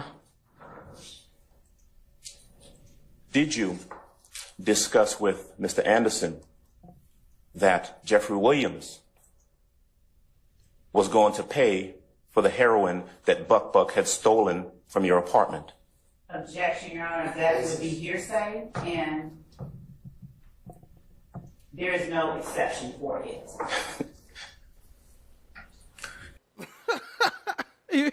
Hearsay, and there is no exception for it. It would be hearsay, and there is no exception for it. Number one. Unless, Your Honor, someone is on the list to prove that up, which there's not. There is. She cannot. Defense.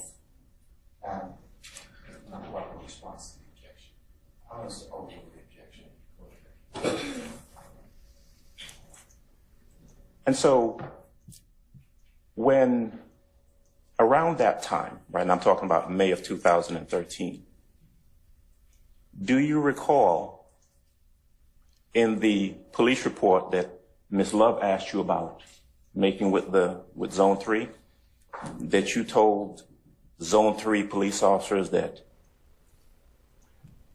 you had received a phone call? That's Suge Brady Glanville. Apologizing for a robbery at your house? No. You don't remember that? No. Okay.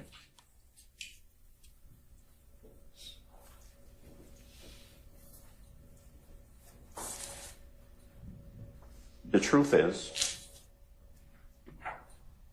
that what actually happened in 2013 was that whole situation with Buck stealing heroin from your apartment. Isn't that true? No. I mean, there certainly was no incident where... Hold on, Buck was stealing heroin? Is that the one that was on the couch with Mondo? Oh, now I gotta pull up the Mondo piss text, piss boy text. You know he was peeing in the bed. DK shot into your apartment or anyone put a gun to your head. That never really happened, did it? No. Do you recall on May the 13th, right? So we got Mother's Day, that's May the 12th, right? Remember that? If you remember, it was a long time ago. No. Okay. Do you remember anything about May the 13th having a police officer by the name of Officer Kirkland come into your apartment? No. Do you remember an Officer Kirkland and someone from the Atlanta Police Department crime scene unit coming to your apartment? I don't know what officer came to my apartment, but I don't think it was on the 13th. But like my building, it had been shot at, so I don't know like exactly what day that was, but it just wasn't my specific apartment. It was the building. Okay. So if I heard you correctly, around that same time, I know you don't remember the exact date, but around that same time, your building had been shot at? Yeah. Okay. Not specifically your apartment, just your building. Yeah. And your apartment, or the building that you're in, has multiple apartments, is that true? Yes.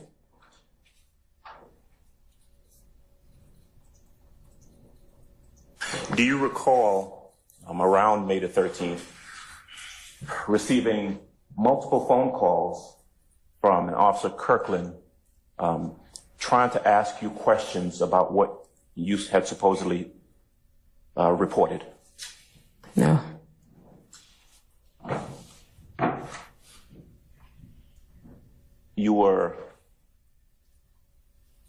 You've never had to come in to a courtroom to testify about any supposed robbery in 2013 at your apartment, have you? No, this all new. In 2013 or 2014 even, you were never contacted by anyone from the district attorney's office saying they wanted to talk to you about a robbery that occurred at your apartment in May of 2013, true? Nobody never contacted me. 2013, 14, 15, none of that. The first time that you were contacted or anyone asked you any questions about something that happened way back in 2013 was about a year ago. Is that right? Yes. And you told them that there was no robbery at your apartment in May of 2013. Isn't that true? Yes. I mean, you were never, you're not even aware of your name being included in any sort of a RICO indictment, are you? No. Or any incident from 2013 even being a part of any RICO indictment, right? No. Did anyone from the DA's office, anytime you spoke to him, whether it was an investigator or assistant DA, ever tell you, listen, we just want you to come in and say something about Jeffrey Williams? Anyone ever say anything like that to you? No.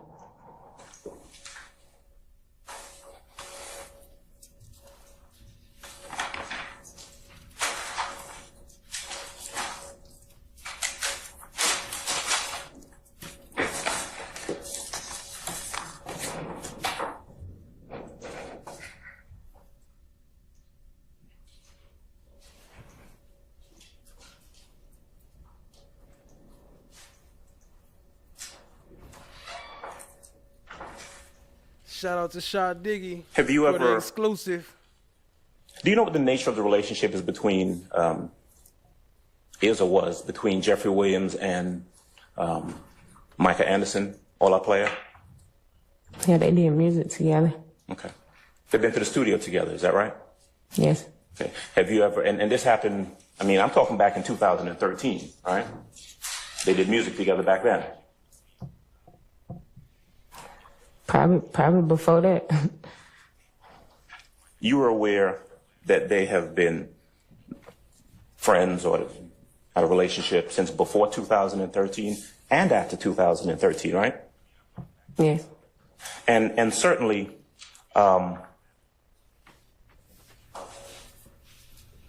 there's no indication, the child that you had in 2013 is Micah Anderson's child, right? Yes. All right. Would you, if you were robbed, someone put a gun to your head in two. I'm going to object as to speculations. Okay.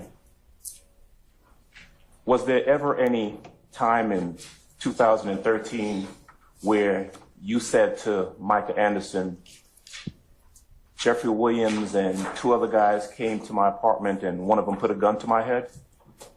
No. Was there ever a time where you said to Micah Anderson, Jeffrey Williams and two other guys came to my apartment and one of them shot into the wall while our child, your baby, was there? No. Was there ever a time where you told Micah Anderson that there was this robbery and shooting at your apartment and Micah Anderson still continued to record music with Jeffrey Williams? You repeat it? Yeah. Was there ever a time where you told Micah Anderson, hey, Jeffrey Williams, DK, and some other guy came and stole and robbed me and shot up my apartment? And then after that, Micah Anderson still continued to record music with the person who was supposedly involved with shooting up his house with his baby there? No.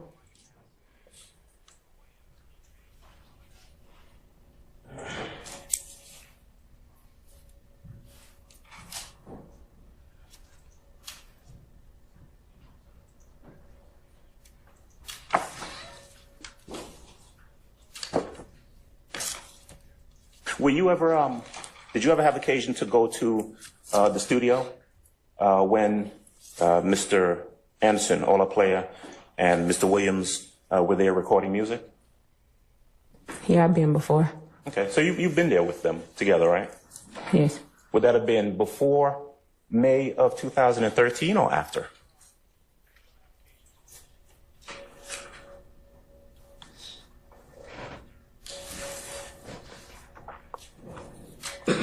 Might have been before. I'm not sure.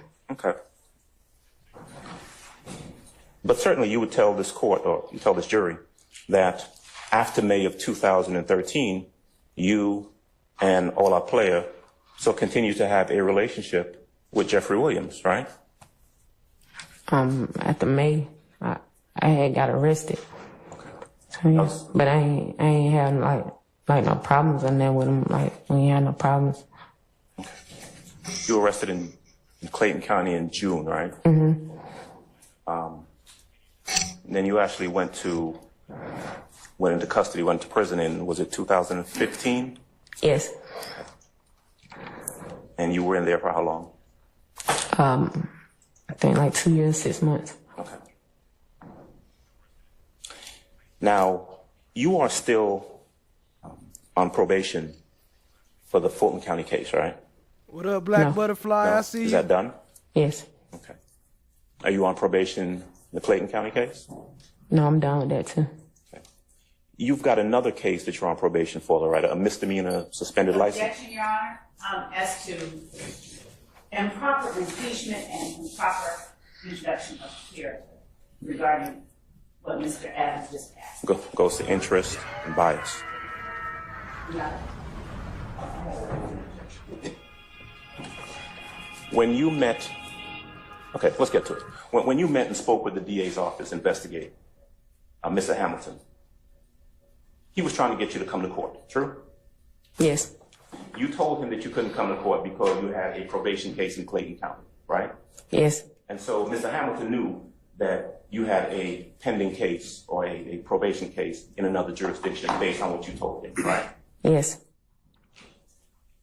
And what you told that investigator was that I can't come to court the next day because I got to go do 20 hours of community service in Clayton County. You told him that, right? Yes, because they said if I ain't do the community service, they were going to arrest me and suspend my license. That's what Clayton County said, right? Yes. And so you didn't. Yeah, I ain't reading all that, but y'all can read what's been going on. Shout out to Shot Diggy for the exclusive. I don't know how she be coming up with this stuff, but y'all see it for yourself. I would say drop a Mondo in the chat, but I think I removed him. I think I deleted his emoji. But appreciate y'all being here, family. Hit the like, hit the subscribe, tap in, share with a friend. We got the exclusives.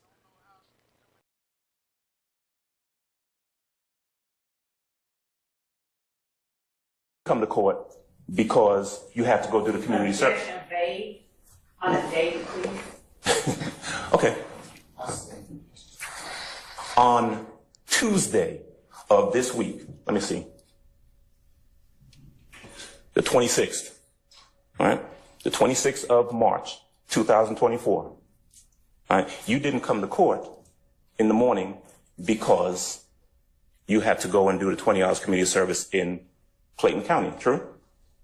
No. Okay. When did you have to go? I had to go prior before then, but on Tuesday I didn't come to court because I received a message from Mr. Hamilton like kind of late because I had ended up blocking him because sometimes I was getting phone calls. It wasn't about court, so I had blocked him.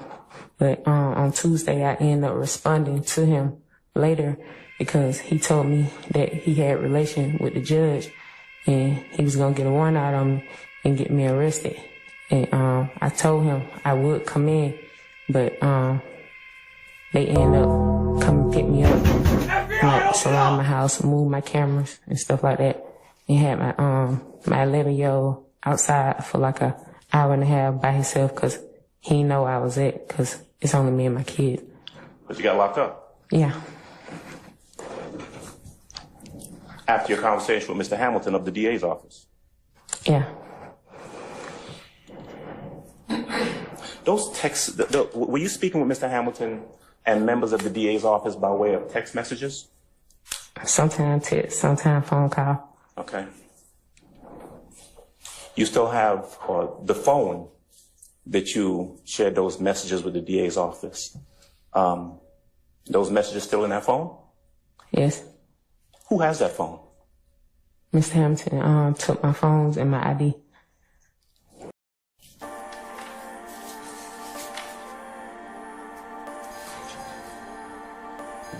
What up, fam? What up? Take a little breather break. Appreciate y'all being here, family.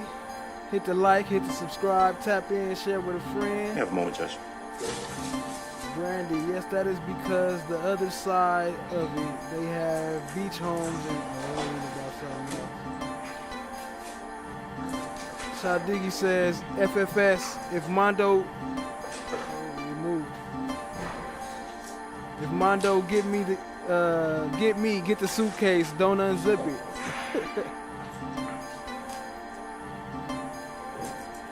FBI, open up. Good day, Casper. Appreciate you being here. Appreciate everybody being here. Hit the like, hit the subscribe. Shot Diggy want a gatekeeper, huh? All right. The gatekeeper. Gatekeeper.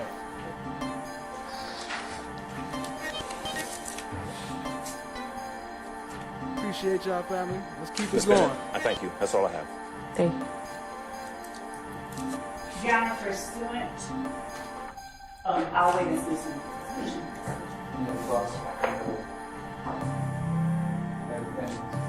Okay. Free Young Thug. Your Honor, pursuant to Brown versus the State, Y'all see 314 this? Georgia, 193. Jankiness.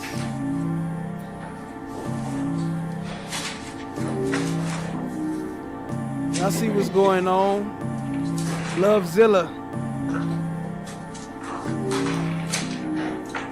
Ruining people's lives.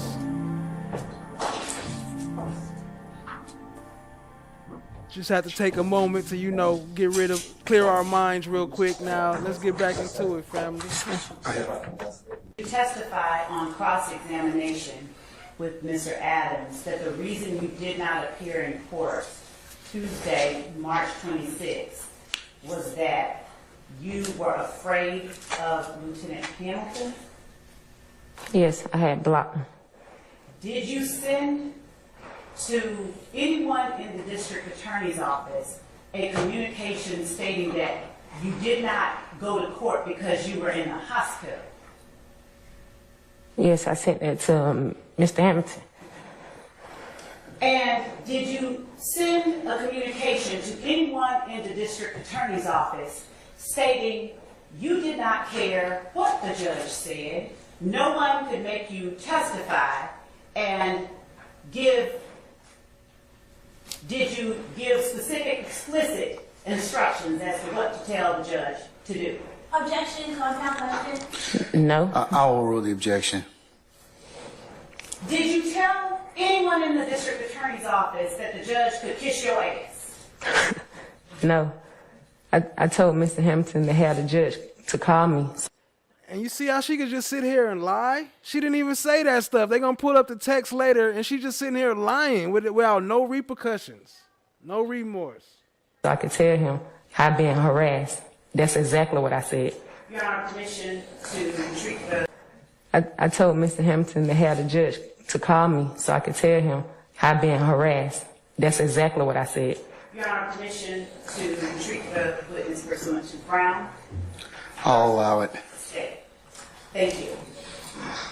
Ms. Bennet, isn't it true? Your Honor, I would object to her being treated as a witness. Okay, and I'll overrule the objection.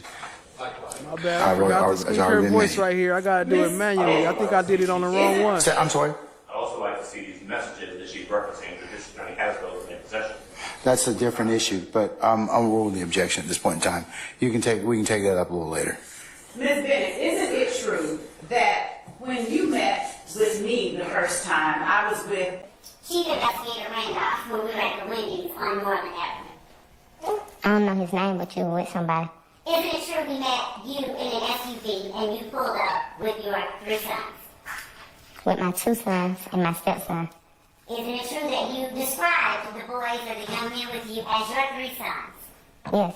Isn't it true that you told me that one of the children was not yours biologically, but you promised that child you would never leave him? Yes. Isn't it true you were about 2 hours late to that meeting with us? No. Isn't it true that you told us that the reason it took you so long is you were handling another matter with your cousin and a domestic violence situation? Yes. Can you permit to explain her answer? Hold on. Madam, did you have something else you want to say?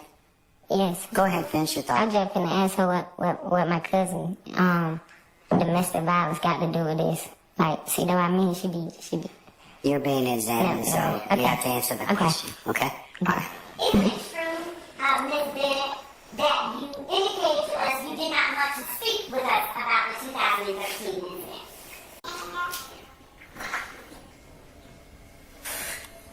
Your Honor, can you... Yeah, I did the wrong part. I accidentally hit steal with the squirrel voice. If you agree with this, can you please enforce the following? I believe that there is discovery that we're entitled to. I'd like to have it before Ms. Bennet leaves. I know I'm not doing the cross, but I heard about text messages under 1716-4A. We should get the written, because that's a written communication with a witness. And then I'd like the court to enforce the Brady rule, Brady versus Maryland, because what I heard is that this witness had a conversation with the district attorney and maybe Investigator Randolph about Donovan Thomas and teared up. We're charged with assisting in the murder. That goes to her potential bias. I heard that Miss Love was causing the witness to feel like she... Yeah, I got a little bit of Glanville getting on Love head tonight. He gonna get on her a little later too. Appreciate you, Risa Butler. I can't see. Or Baylor. My bad. It's kind of small on my screen. Appreciate you, family. He is going to, God forbid, commit suicide. That goes to the witness's mental state. We're entitled to that. And then I'd ask you it's the second time, Ms. Love in front of the jury this time, last time it was not in front of the jury. She said that there will be no witness to testify that there were drugs stolen by Buck. This is not her quote, but this is what she was talking about. And then there is no one on the witness list to do that. She doesn't know that. And it's not true. It's the second time I say, because it's the same thing with accusing me of not being candid with this honorable court about Mr. Bean going to Grady Hospital, which he did. I knew he went to Grady Hospital. The court knows he went to Grady Hospital. Everyone knows that, but Ms. Love says there's no evidence about it whatsoever. Real quick, that's facts at time. Fannie Willis was Mondo defense attorney before she became the district attorney. That's a fact. I got the short on my channel. I got one of the shorts. It's called YSL Mondo and defense attorney Fannie Vendetta Willis, I think, something like that. But yeah, I got the short. I got the video of them in court on my shorts. She shouldn't be doing that, Neither especially one, in front of the yeah, jury. neither one of you should really be doing that. Plus, statements of counsel are not evidence anyway. So I'm going to instruct the jury about that. But to your point, have you all turned over, or are you going to turn over if there are text messages between your office and this witness? Your Honor, I can certainly provide to counsel for the defense the how are you doings between me and Ms. Bennet, and I will gladly do that. There's also a video of when she was taken into custody that we are trying to upload so that can be in their hands as well. I don't have any problem with that. What about this? Okay, About what now? What about the statements or about the text messages between your investigator and her? We can do that as well, Your Honor. We can All right. have them whatever, all of that. All right. Well, here's the thing. You all should have made steps to turn that over already. I mean, that's kind of what causes this lag a lot of times. Nah, Shot Diggy, you know, Fannie is the first lady. Love is the second lady of If Gang, a.k.a. EBG. Everybody can get it. Times because, think about it. You all, or it gets presented, they, being the defendants, ask about it, and then, we all get put in the untenable position of it's delayed when it could have been provided up front. You all are not novice advocates. Yeah. You all are very seasoned, so why wouldn't you just turn over the stuff when you got it and let them have it? Because, Your Honor, there was no substance to it. I don't mind giving whatever it is that they're asking. When I call her and ask her, hey, how are you doing? Happy New Year and all of that. And she says, thanks, same to you. I don't consider that things that they're asking for, but if I don't they think want it, they're welcome to have. I don't think that that's what they're concerned about, neither is the court. But that's the nature of our conversations and hers with our other members of our office. We will give them all of that to show the court and counsel for the defense. I'm not necessarily, and I don't think they're probably thinking about the pleasantries that you're having with your witnesses. That is those are the only text messages that exist. So you're telling the court that there are no other text messages between your team, that is your investigative team, with this witness concerning any discussions that she has referenced on the stand? Discussions regarding the day she told me she wanted to commit suicide, and I was getting to that part, and I haven't yet done it. But earlier with Mr. Adams, she testified, I believe, inconsistently with the actual facts of what happened. Okay, that still doesn't resolve the issue of you have to turn over these statements. I mean, especially if that's what they claim they are in terms of, and the earlier the better. Your Honor, to be clear and concise, there are no statements. There are pleasantries. There are us reaching out to her. We will give you and to the defense all of those. But to the extent that there is an insinuation that there are some statements or there are things beyond that, there is not that. So I will not only give that to them, I will make available the witness with whom the communication was made. So they're going to have every opportunity to flesh out whatever spin or whatever back tail they want to spin. We're not hiding anything. We don't have any reason to hide anything. We will give them anything they ask for. So I don't. Yeah, right. Knowing they the whole Brady bunch. They got new Brady every day talking about we don't have anything to hide. With your lying ass.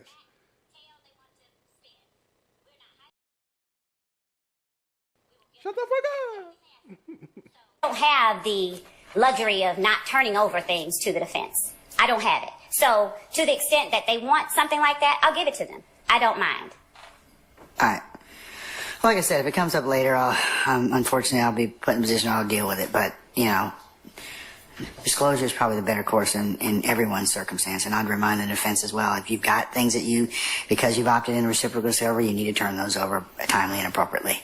I think that what you just heard, though, is forgetting that the witness said to the district attorney and investigator Randolph, I do not recall anything from 2013 because of trauma. That is totally... Well, if it's memorialized... She said that to me, to be clear. That is Brady. To say, for a witness to say, I don't recall, for whatever reason, that is impeaching. Your Honor, that is a prior, that is a statement that goes against, and can be, that's why prior inconsistent statements, and it's an inconsistent statement.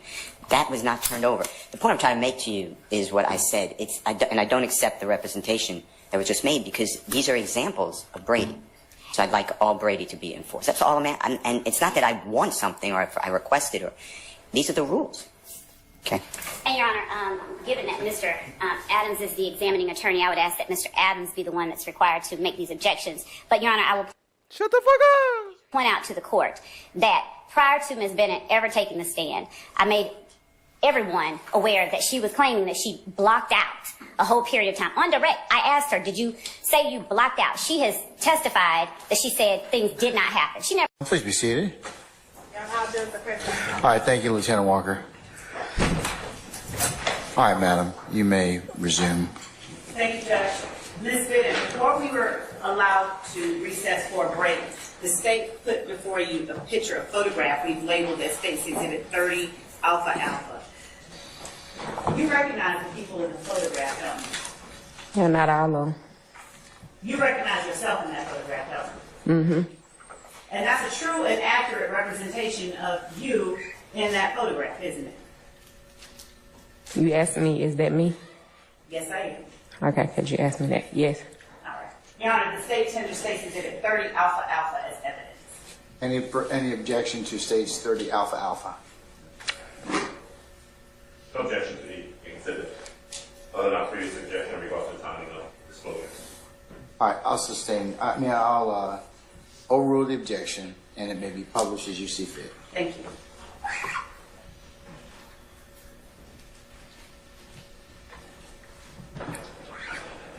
Would you go ahead?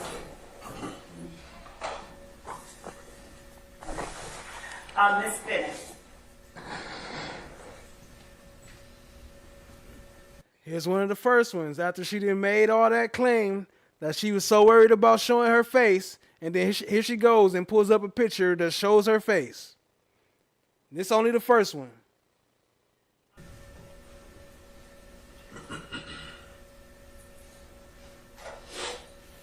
Would you tell the jury where you are located? I'm going to give you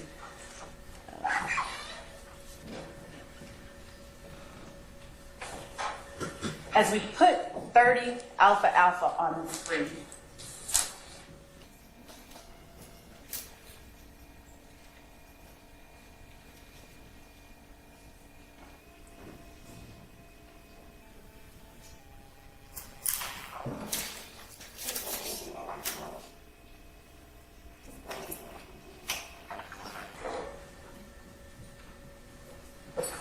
Did you pull that up? All right. And can you get rid of that little word box? I don't know. Do you know tick or slug? Okay. Now, Steve. Jeffrey Williams, or Thug, is in this photograph as well, isn't he? Yes. Show the jury where he is. Right here. Trontavia Stevens, or Tick, or Slug, is in this photograph as well, isn't he? I don't know. Do you know Tick or Slug? Okay. Yeah? Thank you. The person here... Sorry, I didn't wear that glasses. No. Do you recognize this information? I'm asking you if this photograph was before or after January 10th, 2015. It had to be before because, as I stated, I was locked up then till 2017. Well, you'll agree with me. You're not locked up, so we have to ask, right? And I answer you. I said it had to be before because you said in 2015 I was locked up. So yes, it had to be before. Now, So we broke about an hour and a half ago, and in my recollection, my understanding is that the state, the court rather, instructed the state to turn over whatever text messages there were to us. If they exist, yes. Right, and I believe Madam Prosecutor indicated that she would do so. We've not received any text messages whatsoever. I would like to have those before I recross Ms. Bennet. And then we did receive a correspondence from the state. They sent us a video, so they had time to send us something in regards to her arrest on the day before yesterday. But we do not have any of those text messages, and I would like those turned over to us prior to my recross of Ms. Bennet. Do we have any such messages, Ms. Love? I'll screenshot mine. Did she say mines?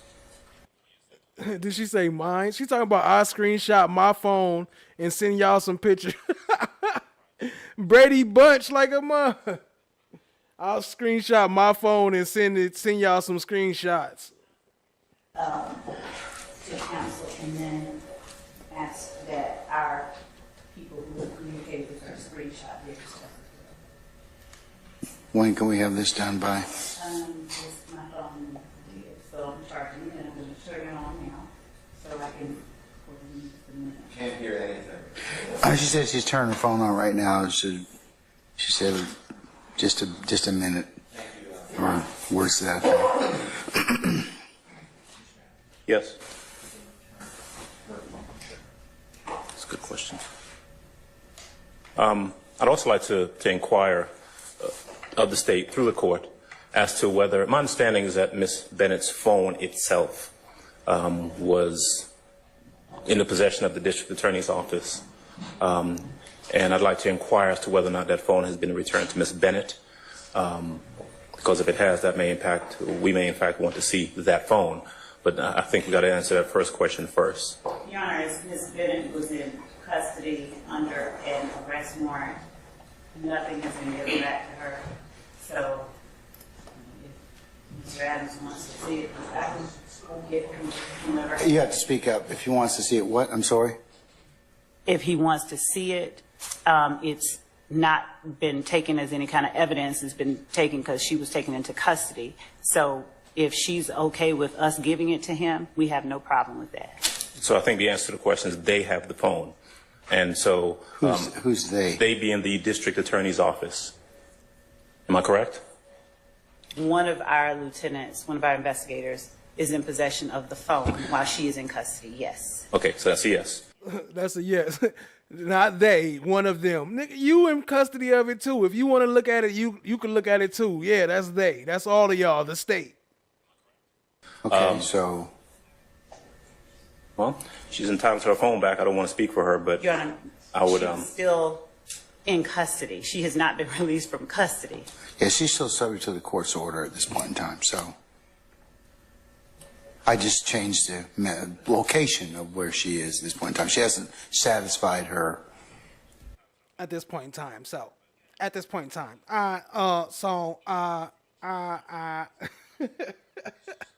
Why they talk like that? Like, ain't you a judge? Don't you know how to speak properly? Why they be up there? Her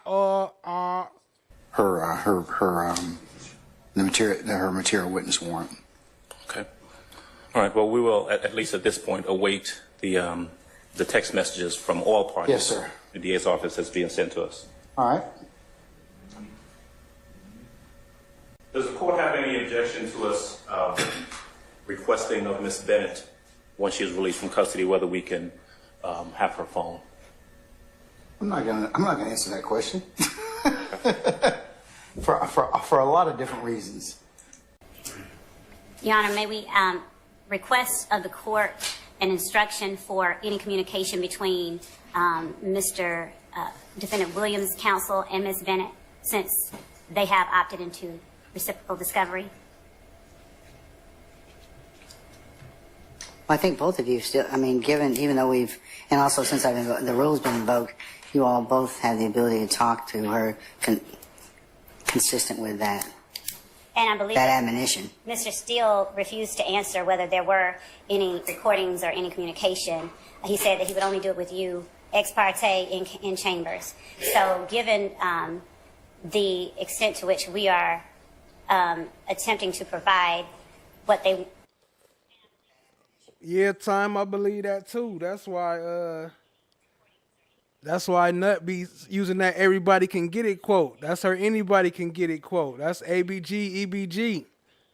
She banging on y'all in public and y'all don't even know. You know, have labeled as discovery, given that Might play it later. Ask that the inquiry be made as to whether or not they have any recordings or any written or text or any other kind of communication with this witness and provide it to the state. All right, Mr. Steele, come on up. Let me talk to you.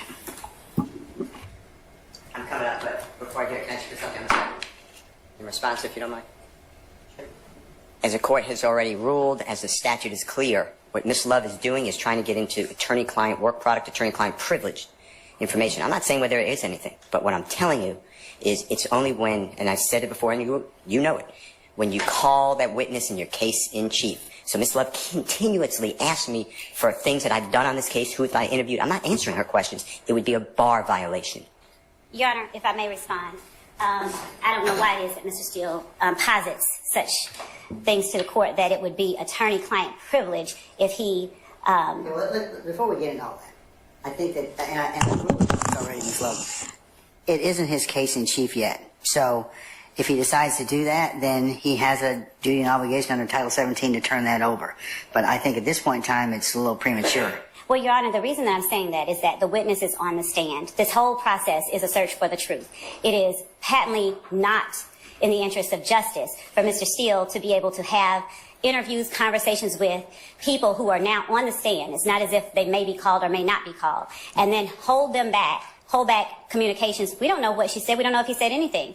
I'd ask that the court, since he would say it to the court ex parte, that the court inquire whether there are any things, and if there are written, recorded communications, that the court conduct an in-camera examination of them, and if it is something that the state is entitled to have, that the state be allowed to have that. It is not supposed to be a process where one side flies blind as to what the other one has. And so I believe that the court has the discretion to order defense... Talking all that shit, knowing she always keeping stuff away from everybody. Then want to talk about what's fair for her and her team.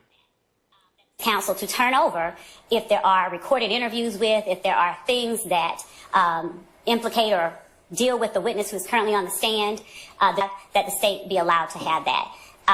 It is not supposed to be a process where one side flies blind as to what the other one has. And so I believe that the court has the discretion to order defense counsel to turn over if there are recorded interviews with, if there are things that implicate or deal with the witness who's currently on the stand. The defendant has an obligation, I believe, to provide that to the state as they are. Right. I think prosecuting attorneys should have to put they life on the line as well. Like, if you fail your case or if you prove that all these lies you doing is wrong, then you gotta serve that time you trying to force them to serve. You gotta be charged with all that shit. You take the charges. If you wrong and you lying, then you take the charges. Examining the witness, regardless of the fact that they don't want to call her back in their case in chief. It leaves much to be desired of the search for the truth if they're allowed to conceal things while the state is complying with its obligation to show its entire hand. Under Title 17, that's how it's written. It says in case in chief. So while I understand what you're positing, Ms. Love, I disagree with its applicability at this point in time. So at this point, upon further reflection, I don't really need to inquire about it as of yet, but I will should the need arise. But at this point, since the defense in no way is obligated to present anything, I'll wait till such time as it becomes right for my consideration. Yes, Your Honor. Over your objection, Ms. Love. Thank you. Okay? Yes, ma'am. All right. Have we sent all of the... No, I'm getting them from everybody. I'm trying to organize them. So they will have it before Mr. Adams' cross-examination. I'd like him to be, just keep, continue to work on it, because I'd like that to occur before.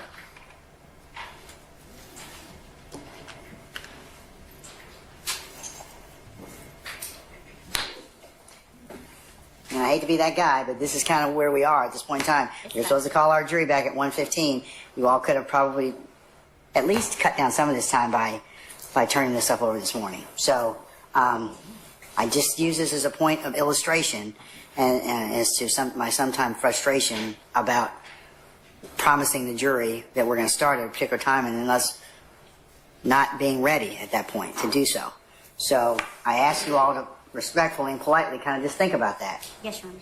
And to just garner yourselves accordingly. It's not appropriate when we come in here and I say, all right, anything else before we need to call for a jury? I'm just using that as a matter of politeness. I really hope that we don't have anything to take up because I just want to make sure that we can call our jurors and promise them that we're going to go ahead and go forward with it. I have no issue with taking up any business, but it needs to be presented to the court in a more appropriate fashion so that I can either plan the day accordingly or tell our jurors other things. So I reiterate that to you all again. Yes, Your Honor.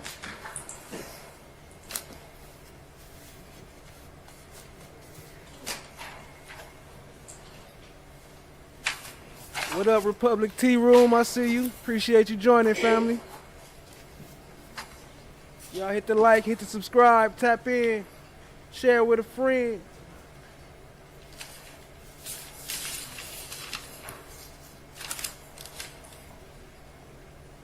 Look, what's her name? What's the court reporter? She like, let me sip my tea. I ain't got nothing to do with it. I call her Krabby Patty. That's why I don't remember her name. Y'all don't know about Krabby Patty. Ms. Bennet, do you recognize the messages depicted in State's Exhibit 35 Alpha Alpha as the messages you and I exchanged from the time that I first met you up until the last message that I sent? Objection, on that question. I stand as form. Do you recognize the messages displayed in State's Exhibit 35 Alpha Alpha? Yes. Are those messages reflective of the communication that we exchanged from when I first met you up until the last time I met you? Or communicated? I wouldn't say the last time you met me, but yes, these are messages from me and you. Are there any text messages that you sent to me or received to me that are not reflected in State's 35 Alpha Alpha? Is there any in there? No, because I ain't respond to you like that. No, ain't nothing in here that. Hold on real quick. Let me put some respect on her name. Shout out to Casper. Yeah, Christina Weaver. My bad. You know, it's been a while since I said her name, so I'll be forgetting. No, Shaw Diggy said it too. Christina Weaver. Yeah, that's her. I call her Krabby Patty, though. It's no disrespect. It's or SpongeBob. It's from SpongeBob. I call her SpongeBob. Krabby Patty. She dope, though. I think that probably wasn't in there that I think of. So is it a fair statement that State's Exhibit... You have an objection, Mr. Steele?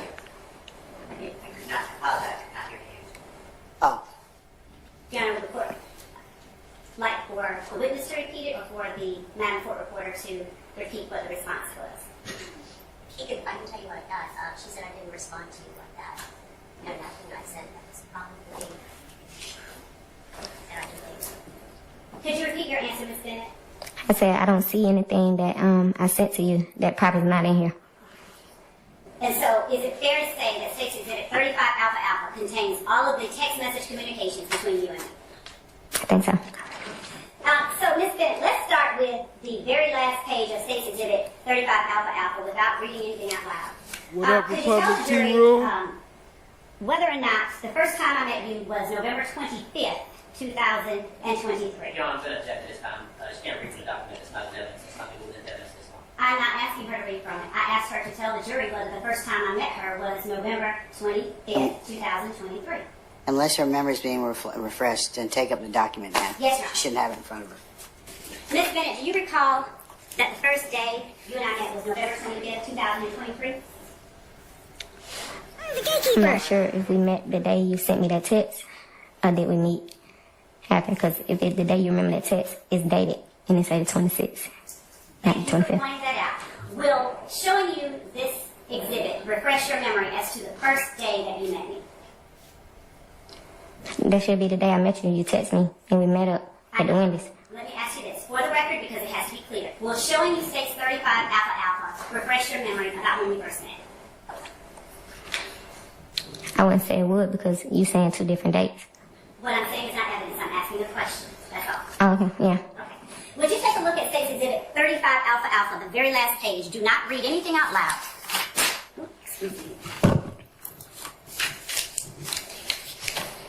Starting at the top, reading the last page to yourself. And after you have finished, look up and let me know.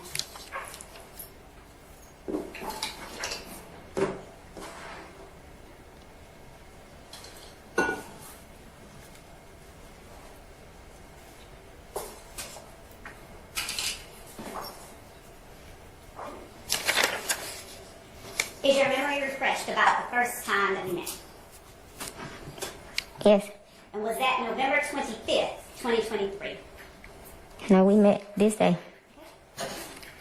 And when you say this day, what day are you referring to? On a Sunday, because I remember I told you I need to get my kids in the house and they had to go to school. Miss Bennett, isn't it true that I sent you a text message on November 26th, 2023? Yes, it's right here.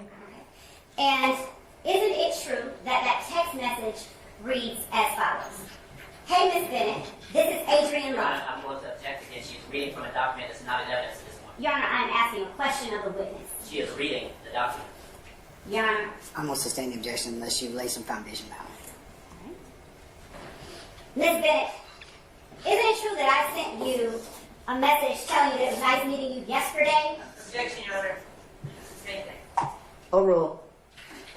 Isn't it true that I sent you a text message saying that it was nice meeting you yesterday? You probably did, but not on this one. That's in front of me. Is you reading it?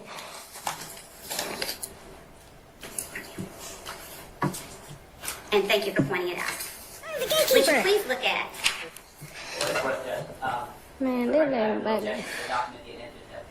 Okay, we are not tendering since it has duplicates in here, but we will tender one that reflects all of this. So if he has no objection, then might I be allowed to call the entirety of the text thread States Exhibit 35 Alpha Alpha Bravo, and may I then be allowed to read into the record all of the text messages? You asking me or you asking the court? I'm asking the court, whether or not there's any objection. All right, Mr. Adams, is there any objection to states 35 Alpha Alpha Bravo? No, we have no objection to the document provided, text messages from the state. All right, when states 35 Alpha Alpha Bravo is admitted.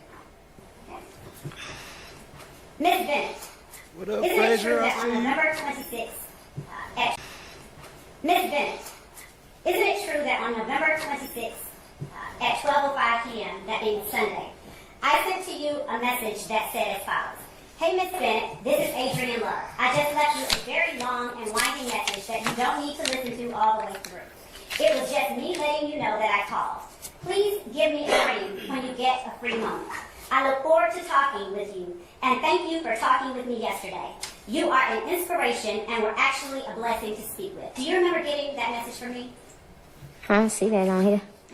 Look through the rest of the exhibit because they are not in order, and tell the jury whether you remember getting such a message from me.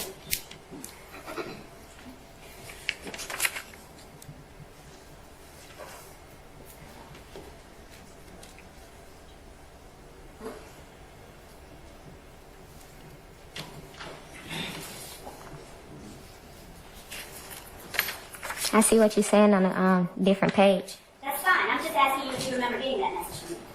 Yeah, but I don't know when. It's not dated in time like all the other messages. Is it apparent that it's a continuation of the one from the 26th? Day, given the fact it's nearly 4:45 on Good Friday. So, and I don't know how much, even though both councils have indicated their length of time of 45 minutes and 20 minutes respectively, that's only a guess, and I'm apt to double that given my years of prognostication with you all as council. So we're not going to finish this evening, and what I'd like to do is just go ahead and recess for now. The other thing that we discussed was the issue of our status of our witness, Ms. Bennet, and I'm going to call her in just a second and talk with her about. So again, one of my first videos on this channel, I was already streaming on Rumble, but one of my first on YouTube is this one right here, Young Thug Trial, Miss Love's 175 violations in 1 hour.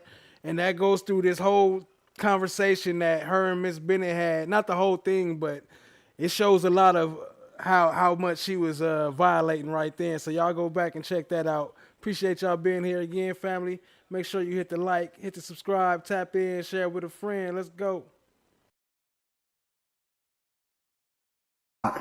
Modification of her current situation to potentially put her on an ankle monitor and let her stay at her house. So that's what I'm going to do.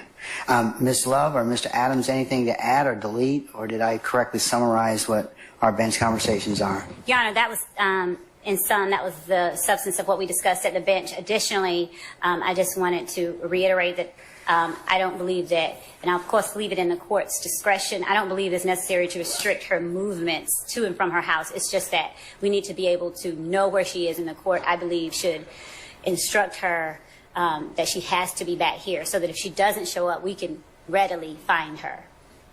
All right. So in other words, I'm not asking for a curfew or that she not be able to go wherever she wants to go. All right. Mr. Adams? I think that's what we counted as what we discussed. Okay. All right. Judge Glanville, you know that. Just I want to talk with you about just a couple of things about your current status under the material witness warrant, okay, if I can? Put her ass on the ankle monitor.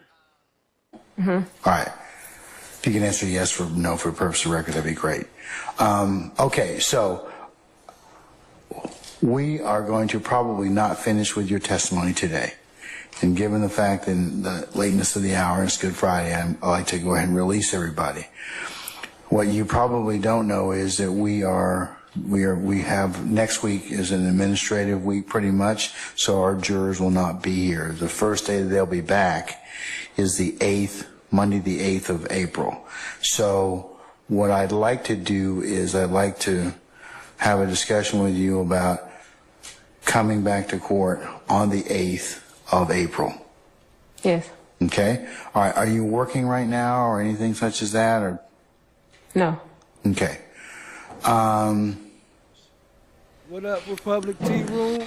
And I take it from our conversation yesterday that you'd rather stay in your house. Is that correct? Yes. All right.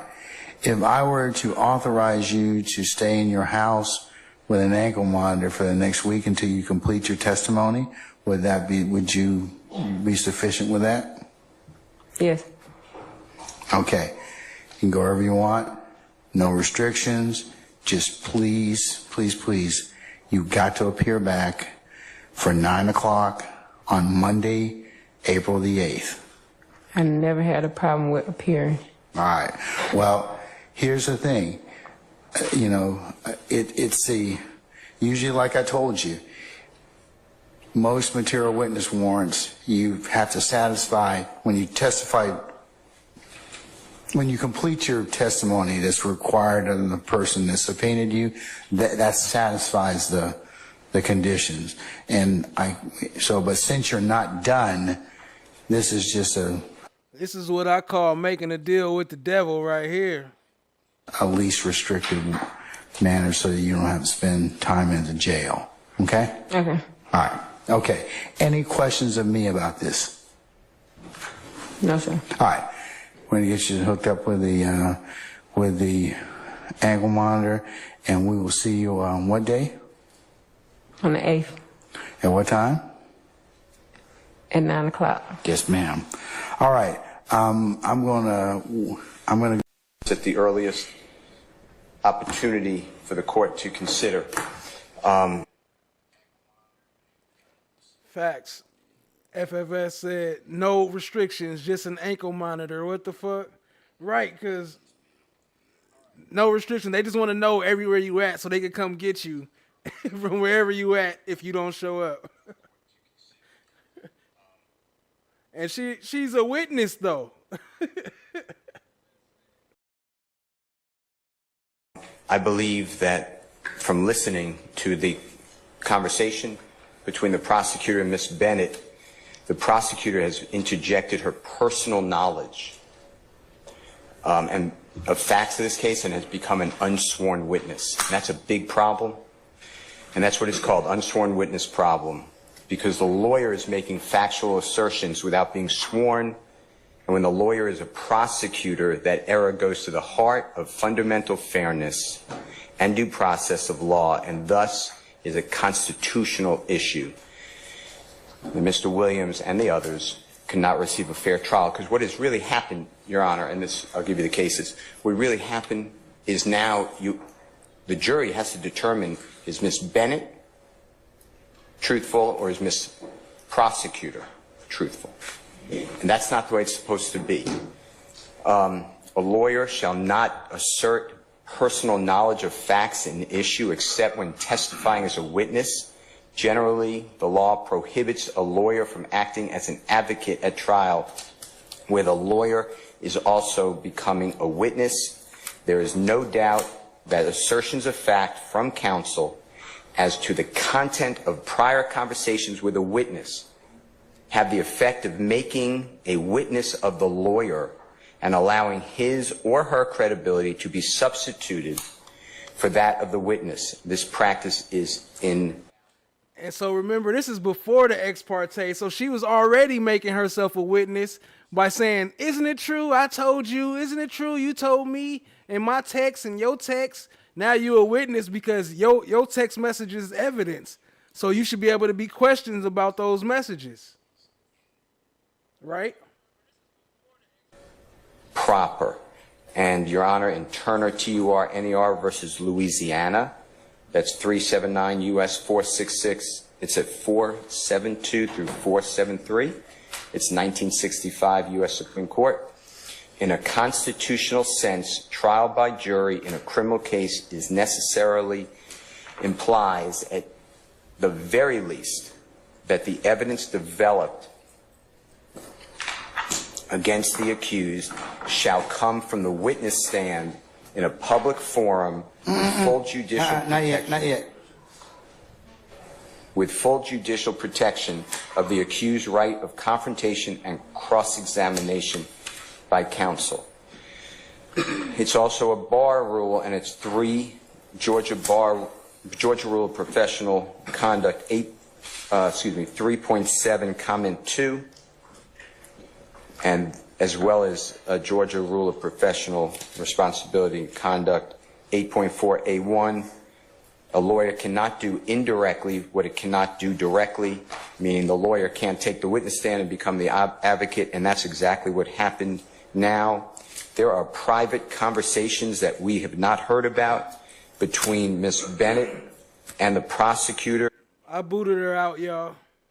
Ms. Bennet alluded to that on 2 occasions and said, you breached your word to me because it's supposed to be private. I don't know what those conversations were, except one is definitely dealing with a parent, it sounds like.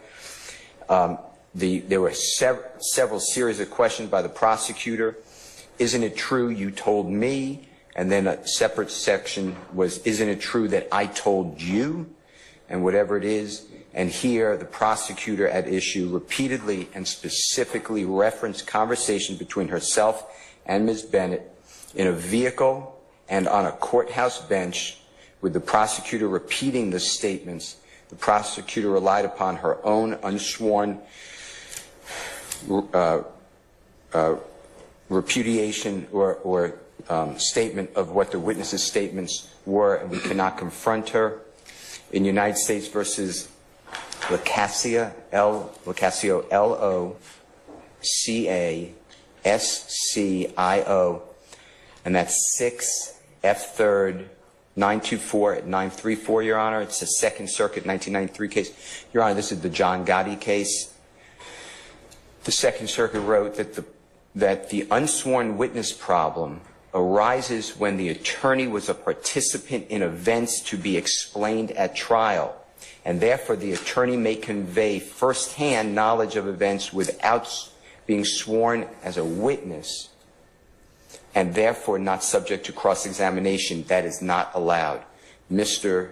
Williams asserts that he is entitled to cross-examination of the prosecutor, because now what has happened is the prosecutor has put the state, the weight of the state, the pride of the state of Georgia behind her words, and we can't cross-examine her. This is from Dillon, D-I-L-L-O-N versus Kentucky. It is 475 Southwest 3D, page 1, 2015. The lawyer is not excusable in making any statement of fact outside of the evidence in which may be in the slightest degree prejudicial to the rights of the accused. In this case, the Commonwealth's attorney, not as a witness, made a statement of fact which flatly contradicted the witness in the minds of the jury. It made the witness look like she is perjuring herself. There was a plain course for the Commonwealth's attorney to pursue, either to introduce himself or Judge, says Horman, H-O-R-M-A-N, as a witness to contradict. But in seeking to take this course, he should have kept silent as to what occurred in the witness room, for the reason that a repetition of it, not under oath, in the hearing of the jury was incompetent evidence and of the character very damaging to the rights of appellant, which doubtless left an unfavorable impression in the minds of the jury, notwithstanding the admonishment of the court. Your Honor, in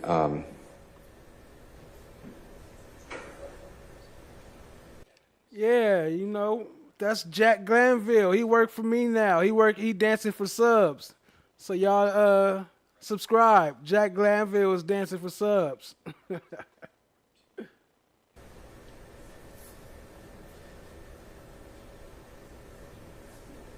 the Rule 3.7, Comment 2, a lawyer shall not in a trial assert personal knowledge of facts in issue except when testifying as a witness. Generally, a lawyer must be prohibited from acting as an advocate at trial where the lawyer is likely to be a necessary witness. I'm raising that early. This is a very serious issue. But here, I don't know how we got here. But all I know is I sit there and I see text messages between the prosecutor and a witness that are now in evidence, and the prosecutor saying, "Didn't you tell me," etc. I'm not going to repeat, of course. But that is my motion. And my motion is that for whatever reason that was done. What up, Jesse from the Nap? Not sure. I don't remember if I shouted you out. What up, though, fam? The state of Georgia has caused one of their prosecutors that now has to be lifted from this case. If not, I am moving for a mistrial because I cannot cross-examine an unsworn witness. Lastly, Your Honor, this is a separate issue. I would like the phone of Miss Bennet to be returned to her because I believe, based upon what I'm hearing, that there is exculpatory information on that phone. That phone is being held by the Fulton County DA's office. I've not seen the process that this court ordered, but I did see a video. And I will tell you that according to the video that I saw, I may be wrong, but according to the video I saw, Miss Bennet did not have her phone on her when she's arrested, so it should not have been put in property. And it's not in property, it's with the DA's office, and I'd like to look at that phone if Miss Bennet allows me. I don't have any other way to do it. But without having it, I can't ask her for it because she doesn't have it. So those are my issues. I want to raise them today because they're ripe, and I don't know how we're here, but that's my issues.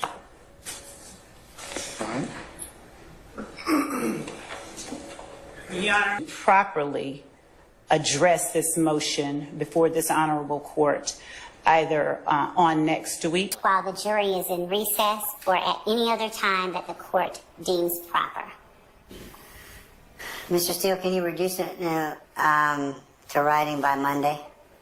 And Your Honor, I'd ask that we be allowed to and required to provide the court with a brief in support of our respective. You got till Wednesday. Thank you. That is perfect. Mr. Steele's going to turn in his written product to or file it by the 1st of April. You'll need to turn in yours by the 3rd. Thank you, Judge. And he will be briefing his. I need a written motion. I concur. I agree with the state that it needs to be put in writing. Your assertions and allegations, Mr. Steele, and then I'll let the state respond to that, and then I'll hear argument on that issue appropriately, and enter an order to that effect. All right, that's the first thing. That covers that, the counsel as witness issue. All right, what about the Miss Bennett's phone? I think the same thing, Mr. Steele. It's probably going to need to be put in writing. At this point, or what I could do is.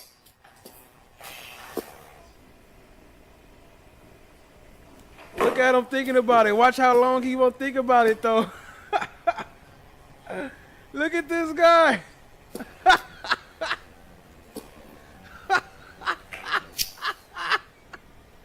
What I could do, what you could do is recuse yourself, Mr. Biased Judge. He's still thinking. She had to jump up. I was going to say.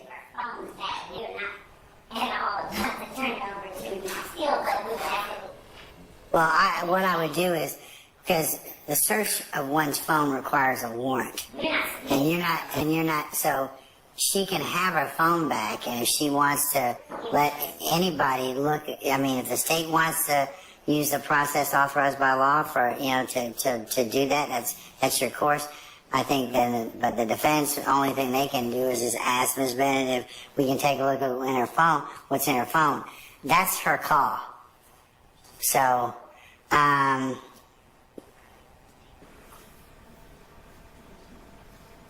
but you're saying at this time, Miss Love, you don't have any issue with returning her phone to her? No.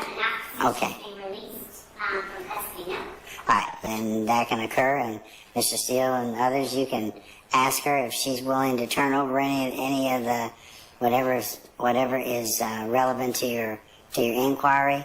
I'll leave that up to you all. That suffice? Okay. All right.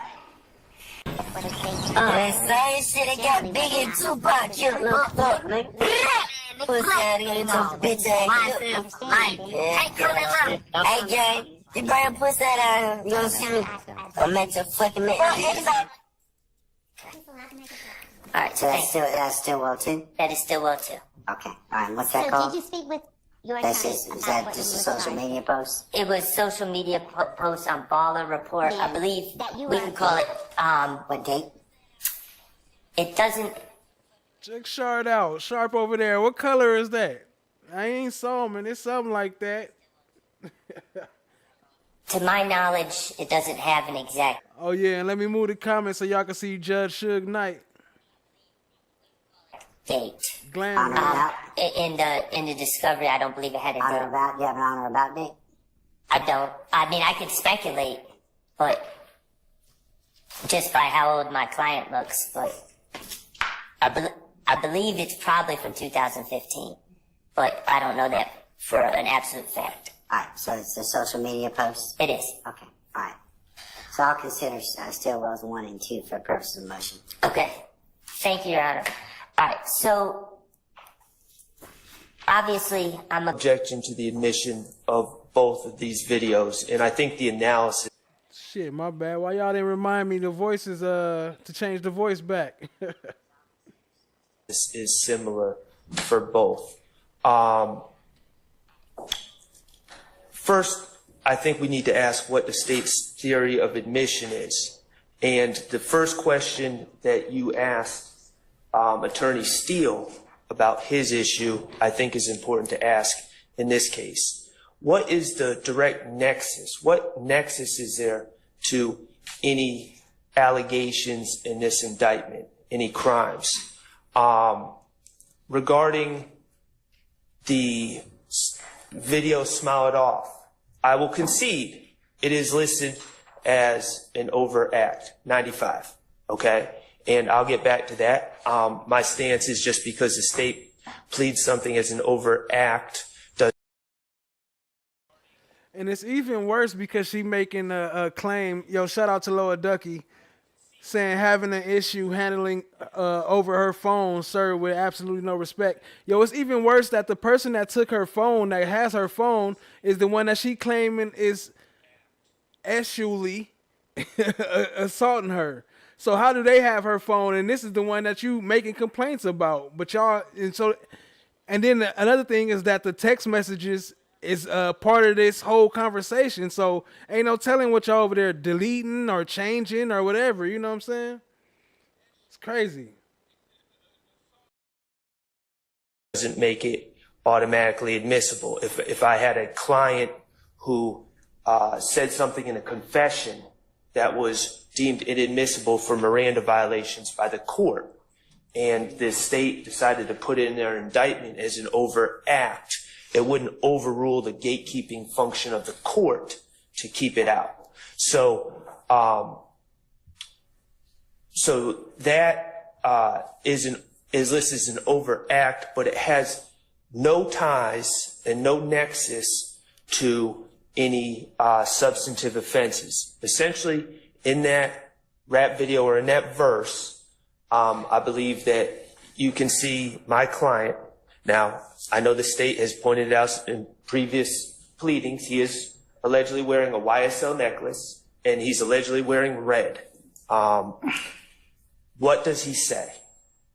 He says, he talks about going to, I believe he says the plug, but essentially robbing drug dealers or drug distributors. He boasts of keeping a stick, which common parlance is an assault rifle, on him. And he says, I just beat a murder rap, paid my lawyer $30 for that. Now, none of those statements, robbing drug distributors, that has no direct nexus to any substantive charges in this case.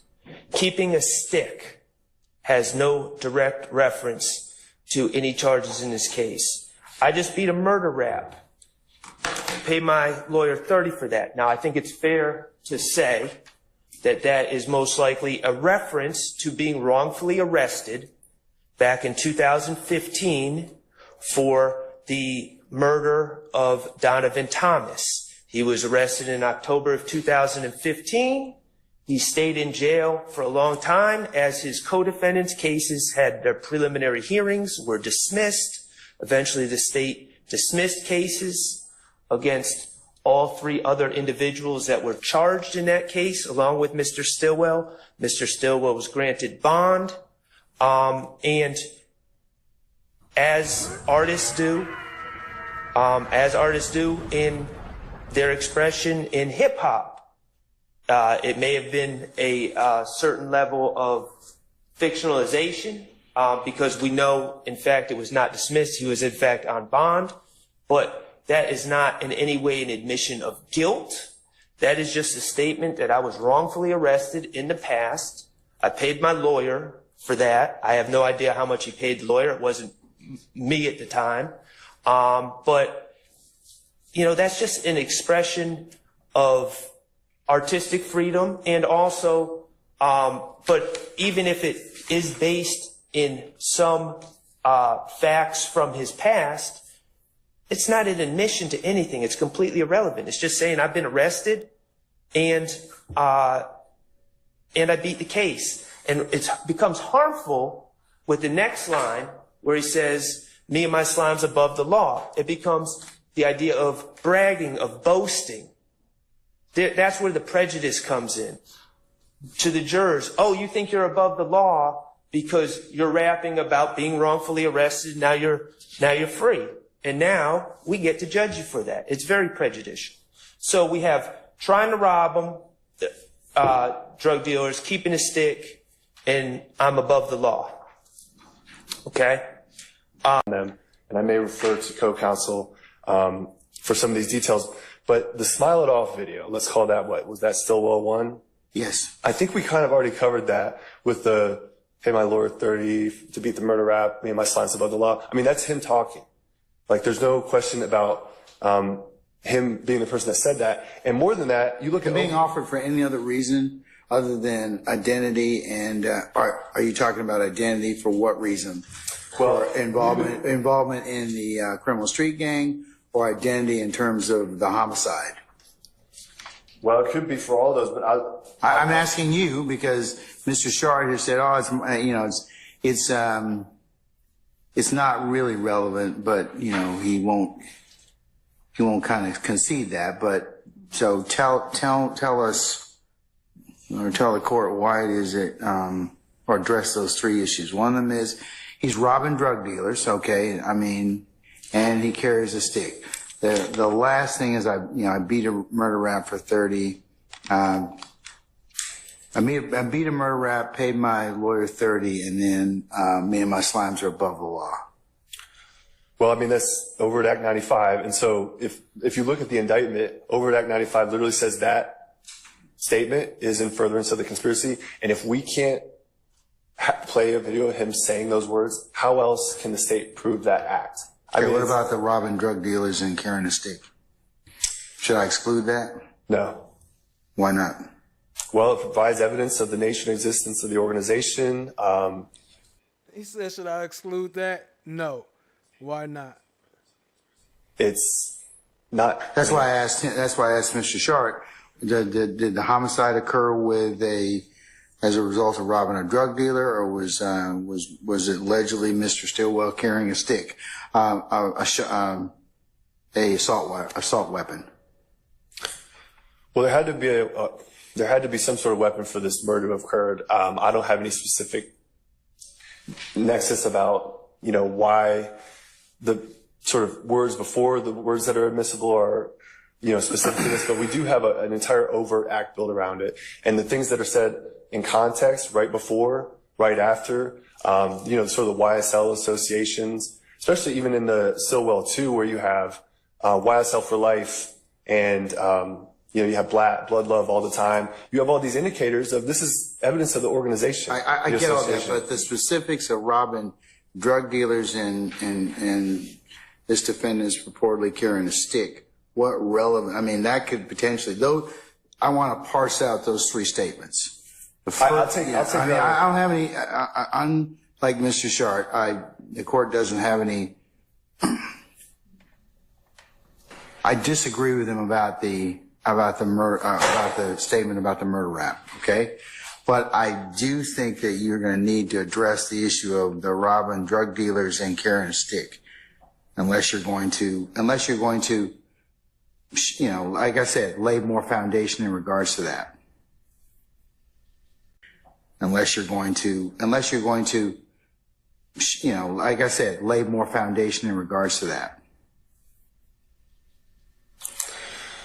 Well, you're going to have, we have allegations that Dirty Red is a drug dealer. We have Donovan Thomas, who was murdered with an assault rifle. And there's indications that it's a rival gang situation. So it's not maybe the issue with Donovan Thomas hasn't come up yet.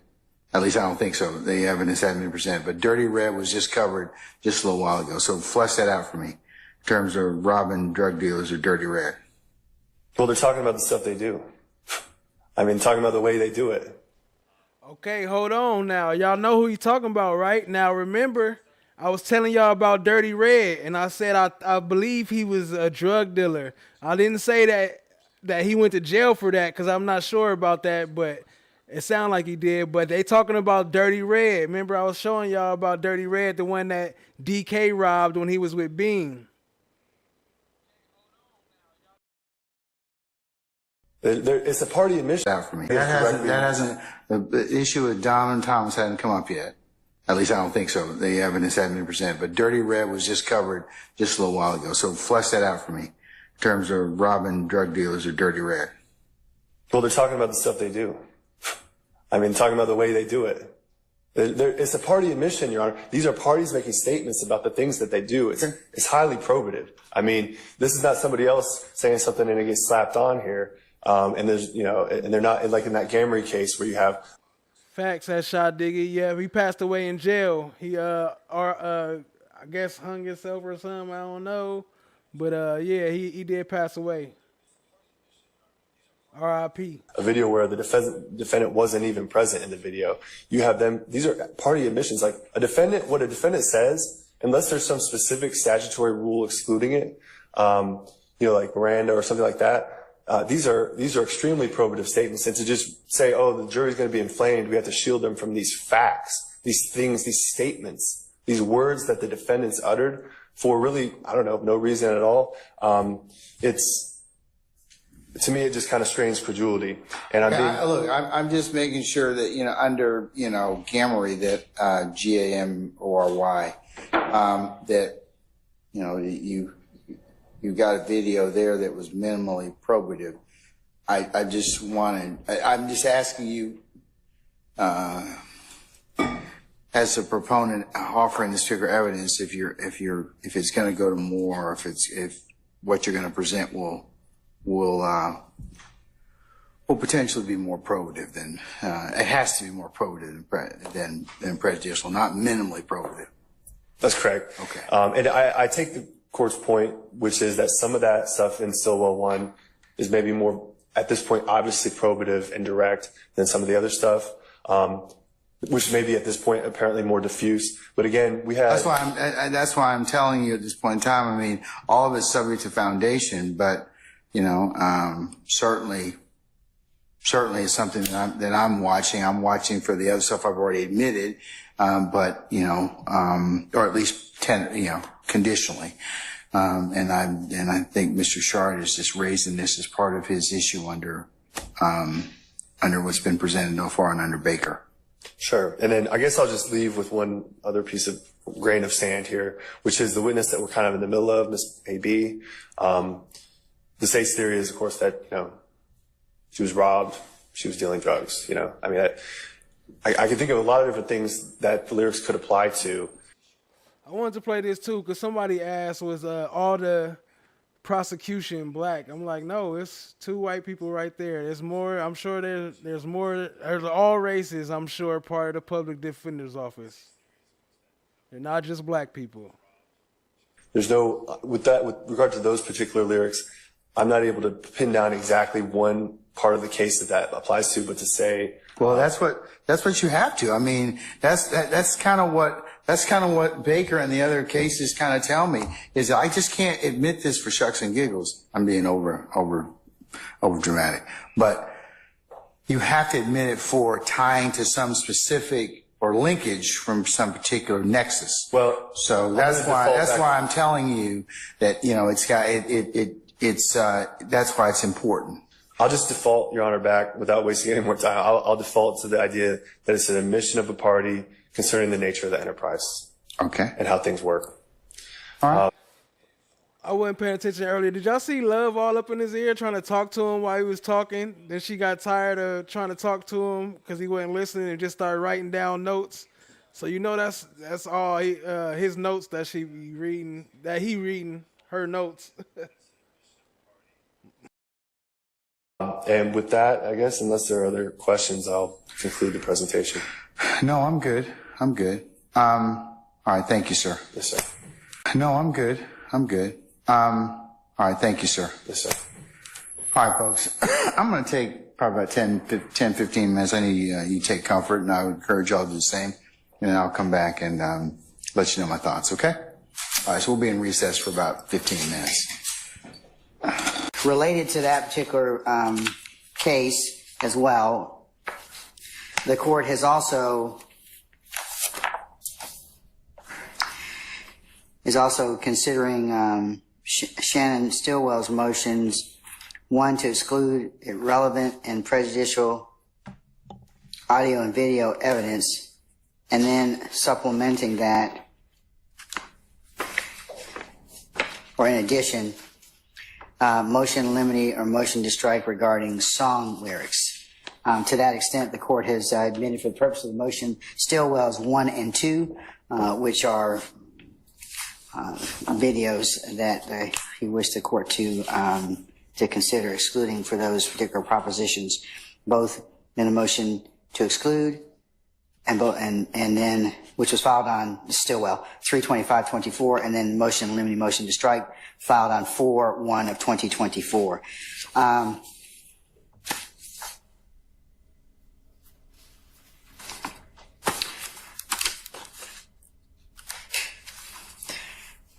The court will also admit, for purposes of this particular hearing and for purposes of the record, and take judicial notice of the court's order entered on May the 27th of 2023, order granting the state's motions in limine to admit evidence of lyrics at trial and deny defense motions to exclude lyric evidence at trial. I will include it as the next court exhibit.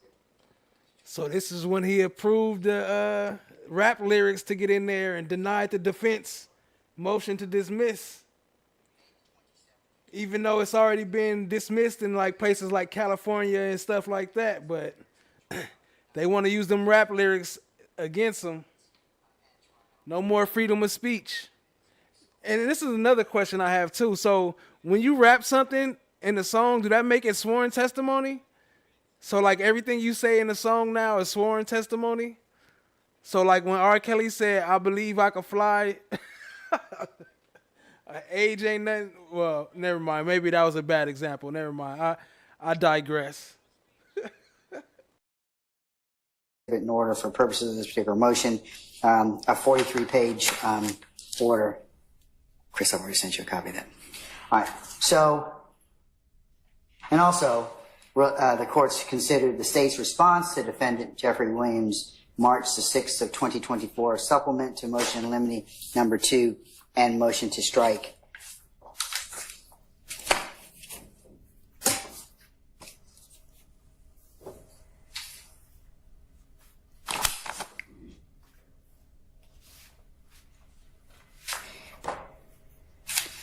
After giving careful thought and consideration to the aforementioned motions, the court rules as follows. That's another name you can't even say either. You ain't even supposed to say his name. I might have to cut that part. You get blocked for saying his name.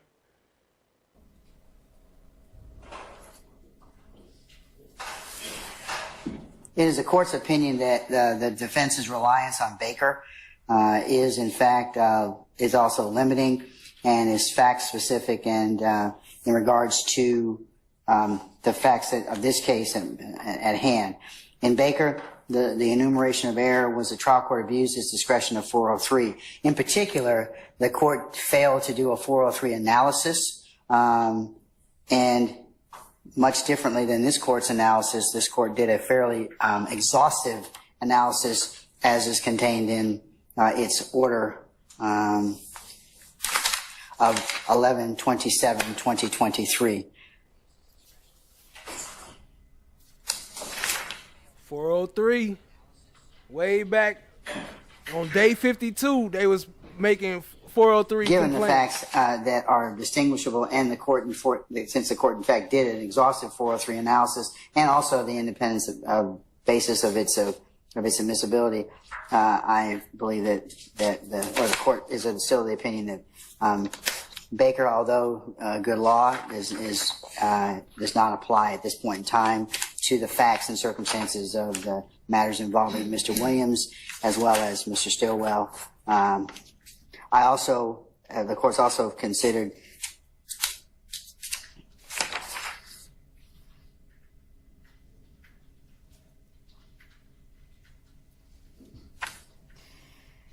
in this distinguishing of Baker.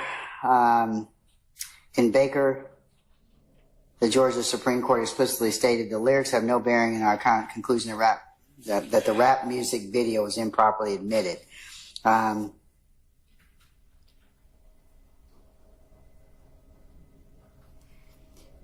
In this case, the court is preliminarily subject to foundation and the state's proffer that these particular statements are admissions of a party opponent.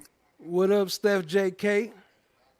Under OCGA 24-8-802 Delta 2 Alpha, adoptive admissions under OCGA 24-8-801 D2 Bravo, co-conspirator statements under OCGA 24-8-801 Delta 2 Echo, and statements against interest under OCGA 24-8-804 Bravo 3. And also distinguishing in this case, Baker was a single defendant murder trial. This is a multi-defendant RICO and gang prosecution. So there are differences in the factual predicate as alleged and as applied in Baker. In respect to the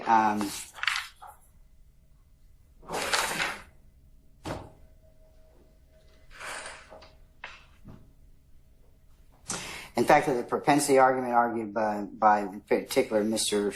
Stillwell, Baker. You didn't miss out yet. We still got some time. We rocking and rolling. Appreciate y'all being here, family. Hit the like, hit the subscribe, tap in, share with a friend. What up, Steph JK? What up, TSC? I see you, family. Specifically, the video in Baker, other than connecting Mr. Baker emphatically, and other than connecting Mr. Baker and casting him as a violent gunman, and also them. They just making some argument about some stuff that Love always want to argue, but Adam's about to come back in with some more cross-examined after this. The little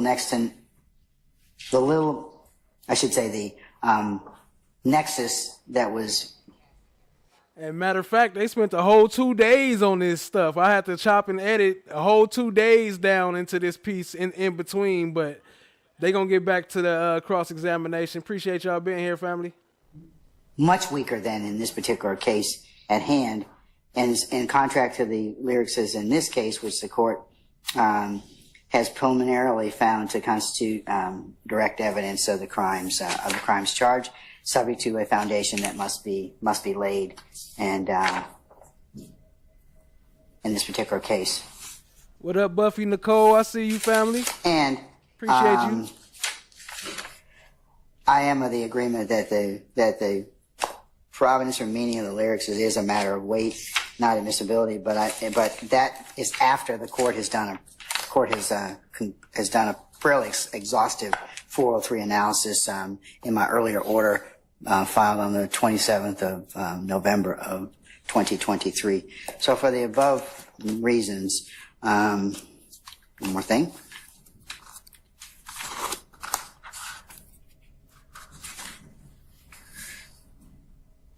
What up, Mary Lou? For the above reasons the court cited, I'm going to deny Mr. Williams' motions in limine, supplemental motion limiting in regards to number 2, as well as Mr. Shart's, on behalf of Mr. Stillwell's motion to exclude irrelevant and prejudicial audio and video, as well as the motion limiting to strike regarding the strong lyrics. I will authorize the state to, consistent with my earlier rulings, subject to a foundation, to attempt to lay the sufficient foundation as it relates to that. Relates to the admissibility of Stillwell's 1 and 2, as well as the evidence that the court, in terms of lyrics and songs, has admitted. What up, Crystal? Crystal say, hey, gang, I've been in the bushes collecting all the chat baby oils. No Diddy. Thus far, consistent with its order on November the 27th of 2023. All right, so that's that. Folks, what I'd like to do is, since we have not taken lunch, is to maybe for us to take about 40 minutes and come back about 1:35 or thereabouts. And then I'll take up Mr. Weinstein, Mr. Kendrick's motion to limit the witnesses and the amended motion. So that has been a challenge, and it's caused a lot of start and stops with our case. So the math ain't mathing. And looking at 24-4-403, Mr. Weinstein, I don't believe that it does. The math ain't mathing once again. Comport to your, even though you and Mr. Apt have artfully kind of fashioned that motion, 403 has to be specifically applied to a particularized situation. It's not that I don't take it, and it has to be taken up on an individual basis. I understand globally what you're asking me to do, and I understand the frustration, but I'm not gonna apply that to it quite yet. However, I am gonna apply 24-6-611,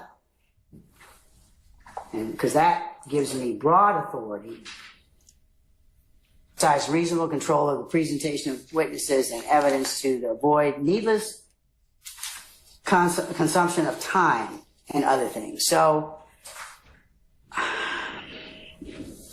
to that event, what I am going to do is I'm going to initiate the following, and I'm going to put it in administrative order. And here's what I'm going to do.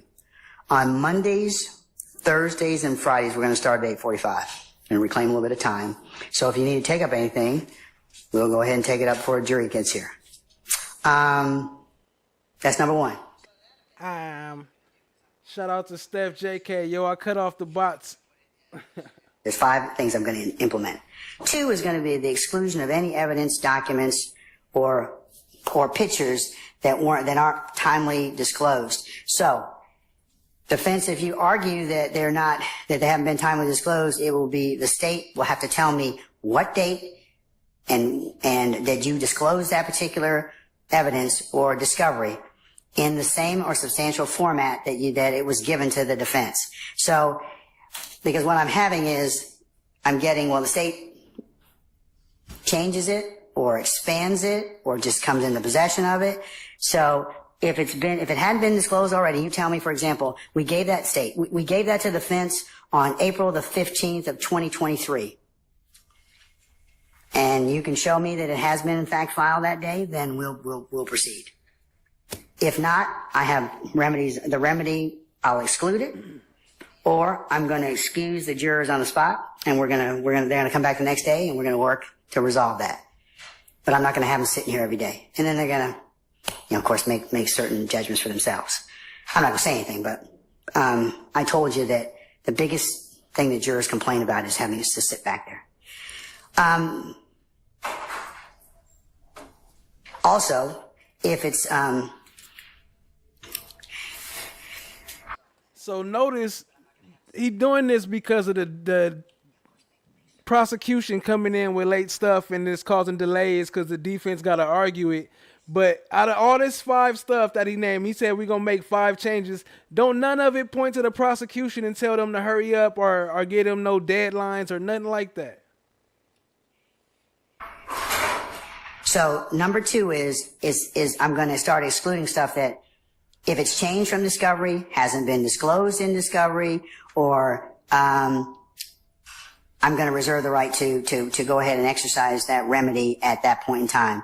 So defense, if you're going to make that argument, you need to be able to tell me what's changed about the particular evidence. If so, because after the state tells me, okay, well, we gave it to you on the 23rd, well, then you have to be able to tell me, here's what else they gave me.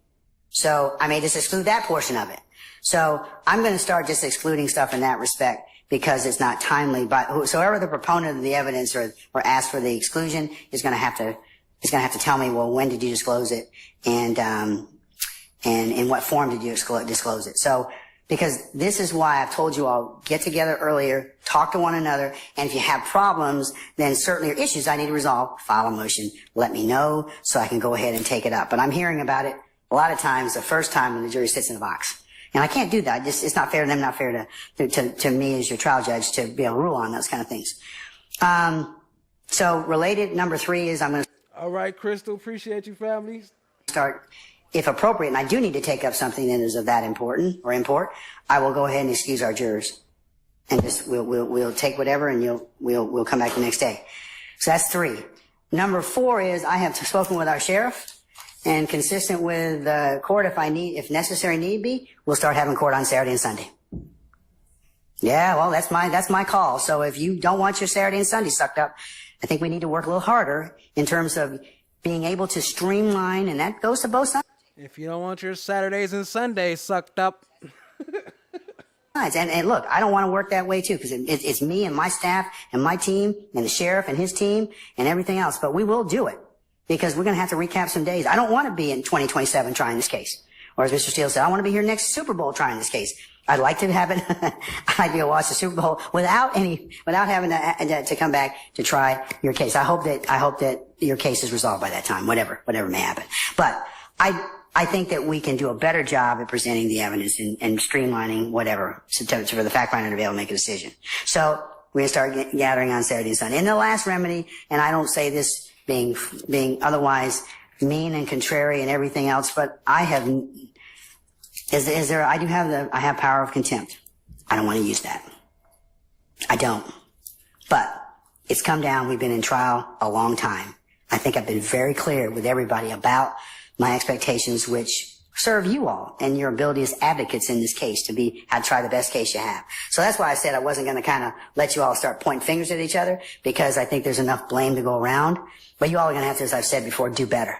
You all are very seasoned advocates. So, I shouldn't be having these many discussions and interruptions. I mean, and I'm in no way saying you're not doing your jobs, because that's what you're paid to do. You are doing your jobs. But the challenge to the court is that we've had a lot of interruptions with the jury sitting in a box. And I told you my concerns about that.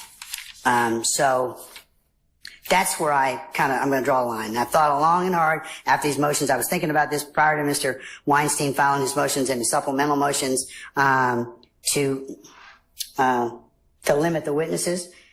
But I have to do something that will at least make us or force us to go ahead and make sure that we can present a case to the jury that is more streamlined and not stops and starts. I mean, if we get 2 or 3 hours a day, we're doing good, because we had so much interruption. And a lot of that interruption was needless. It could have been taken up much earlier. So that's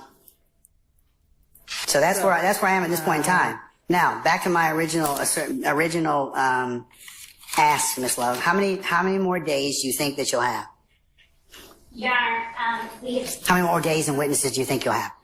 we think about 150 witnesses, Your Honor, and roughly 100 and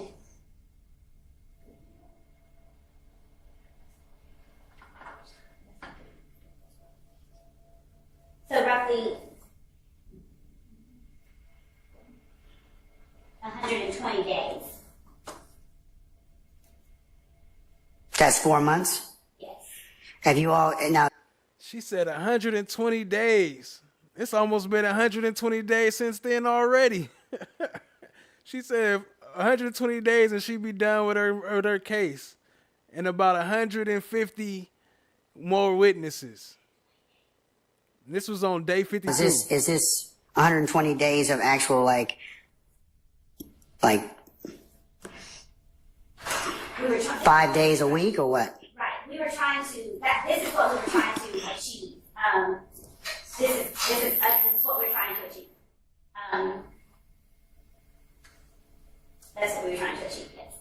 So we were trying to, with the tearing down and with the previous information I shared with counsel for the defendant. This is what we were trying to achieve with our prior requests and information that we relayed to the court. But that's not inclusive of the length of time it would take counsel to cross-examine all of our witnesses. We just don't have that. We can't factor that in. We don't have any way of estimating that or factoring that part in. Are these may call or will call witnesses?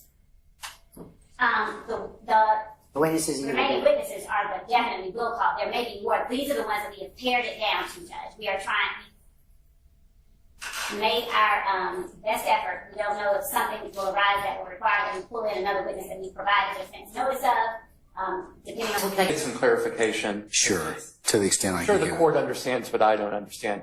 When the state says they have 120 days of direct examination, that's 120 court days, correct? So we're looking at about 6 months more of their case in chief, assuming we ask 0 questions on cross-examination. 120 days, is that 4 months? Or is that, if we're going 4 days a week, for example, are we talking 30 weeks?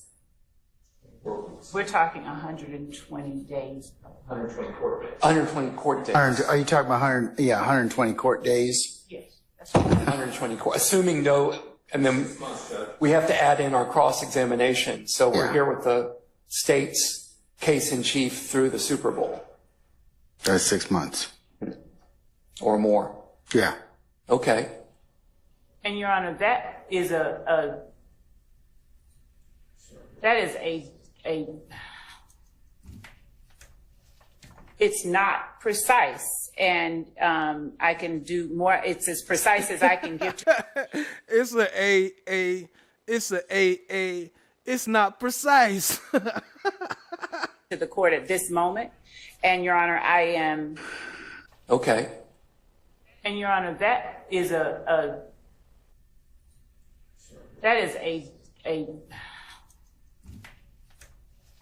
it's not precise, and I can do more. It's as precise as I can give to the court at this moment, and Your Honor, I have stated to the court and to counsel for the defendants where it was that we were trying to conclude this case by. Your Honor, I'm sorry. Can I go? Yeah. Your Honor, courts in the 11th Circuit, the 7th Circuit, the 5th Circuit, the 3rd Circuit, the Western District of Pennsylvania, the Northern District of Iowa, the Eastern District of Kentucky, the District of Mass, and I could probably go on and on if I had more time to research, have used the combined power that you have under 403 and 611 to limit witnesses, limit the number of witnesses, and or put time limits on the state. What I sent you this morning, just to clarify, and I should have made it more clear in my email, and that is my fault, was those were not additional arguments or amendments to my arguments. Those were courtesy copies of cases that were cited in the motion or additional cases that I was going to use in my argument. And that was just for the convenience of the state and for the court, so y'all didn't have to pull those up. But they weren't last-minute arguments.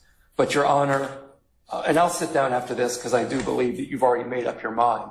But I would just ask the court to reconsider, because I do appreciate that you're trying to grab the bulls by the horns here and make us more efficient. And I don't doubt that those 5 rules that you've put in place will make us more efficient.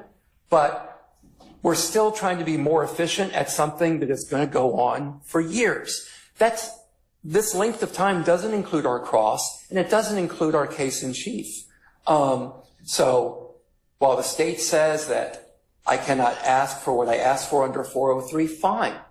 Okay? Why don't you put in time limits? It's done over and over again by courts, Your Honor. Look at Glanville smoking.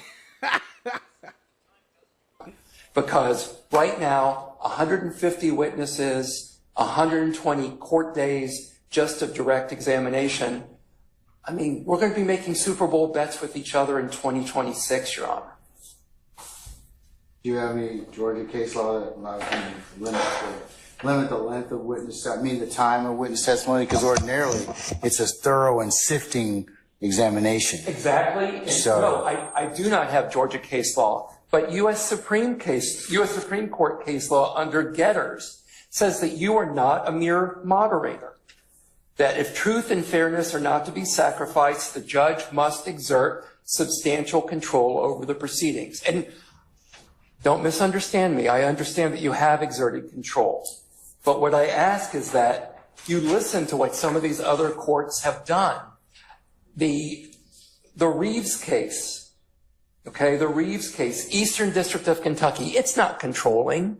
You don't have to do what they say. But I will tell you, it's been cited 69 times throughout the U.S. about how a court needs to get a hold of a case so that you are running the case, Your Honor. You are controlling the court, not either of us, not the state, not the defense.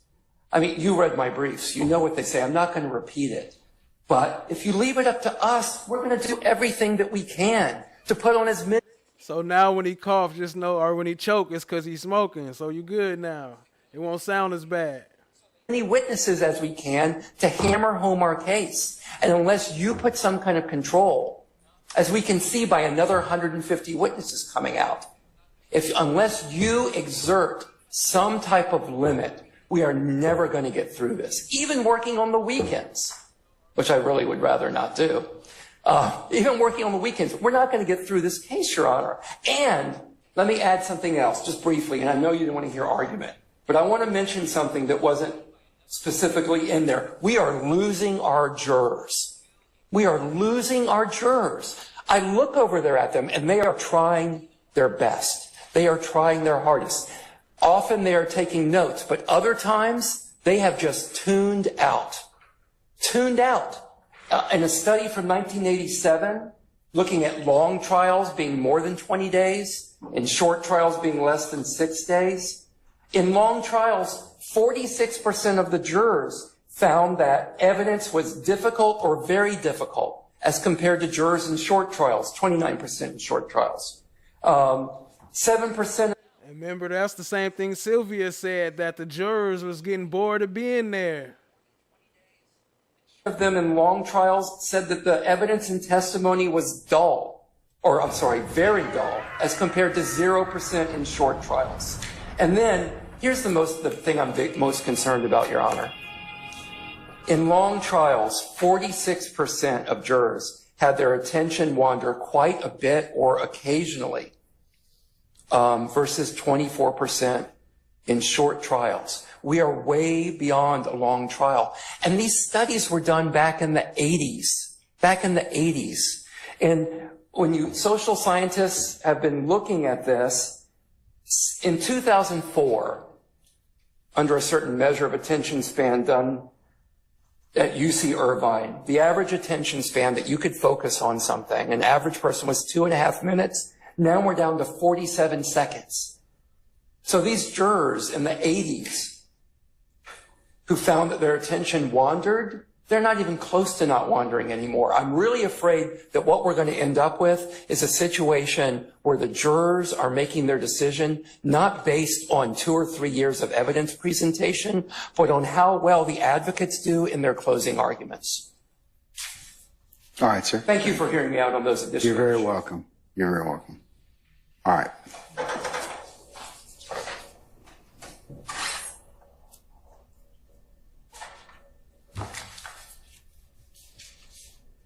I state with that revised witness list, I do want to see broken out pursuant to count and overt act how many witnesses you do have, because I do want some fidelity in the 150. Okay. We can do that, Your Honor. All right. Okay. You want to add anything else, Ms. Love?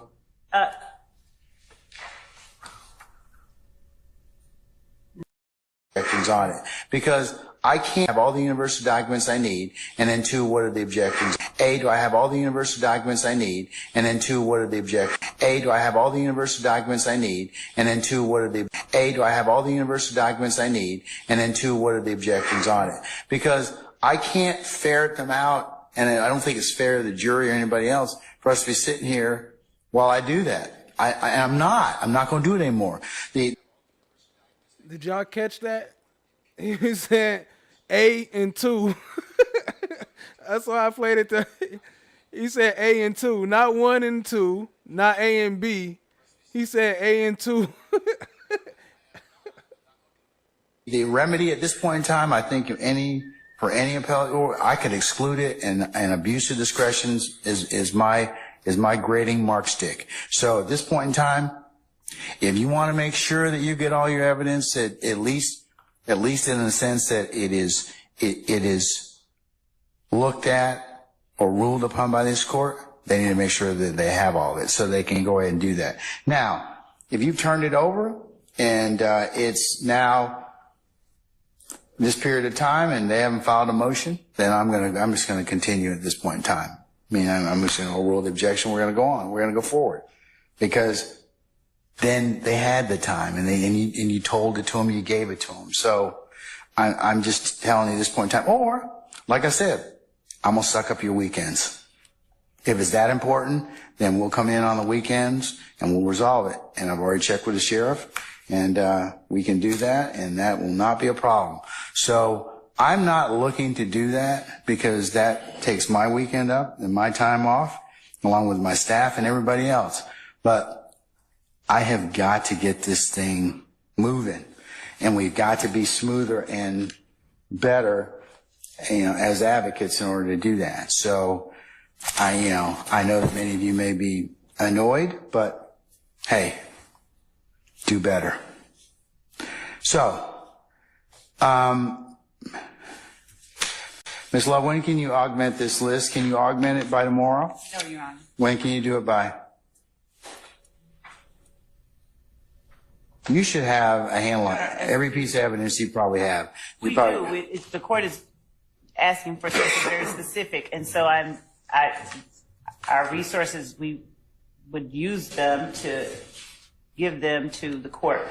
For instance, for next week, we could have those done for the next 2 weeks. We could have those done by when? Tomorrow? by judge if the court. I'm telling you, that would be great. But if the court, you got other stuff you need. Not tomorrow, then that's what we do. But Your Honor, we'd ask that we not be required to go through and with respect to all of the acts. Ms. Love, you must act like I was never a trial advocate. I know you all have this stuff together already, and if you don't, I'd be highly shocked. You probably have all this. Steph JK say the jurors tired, boss. They tired, boss. Let the jurors free, boss. Stuff together already. I mean, so just put it on paper and give it out so we can go ahead and go forward. It is not giving your trial strategy. The facts are what the facts are. I'm just are. Mr. Sharp, you find something funny with what I just said? Okay, all right. I'm not doing anything abnormal. Just sitting here listening and paying attention. Okay, all right. So, in that respect, there's nothing that should be a surprise at this point in time. Friday morning, that's when I want. Oh, I missed it. He said, I'm just R. What up, Chan, my black is golden. I see you, fam. We already have a motion to Friday morning by 10 o'clock. I want to see it. Yes. Actually, no, because you all have off on Friday. So that's why I want it Thursday now. I want it Thursday because I want to take up your motion. I told you I'd at least give you a day. That's why I want it Friday morning. That's why I want it Thursday morning. FFS says Bologna sandwiches.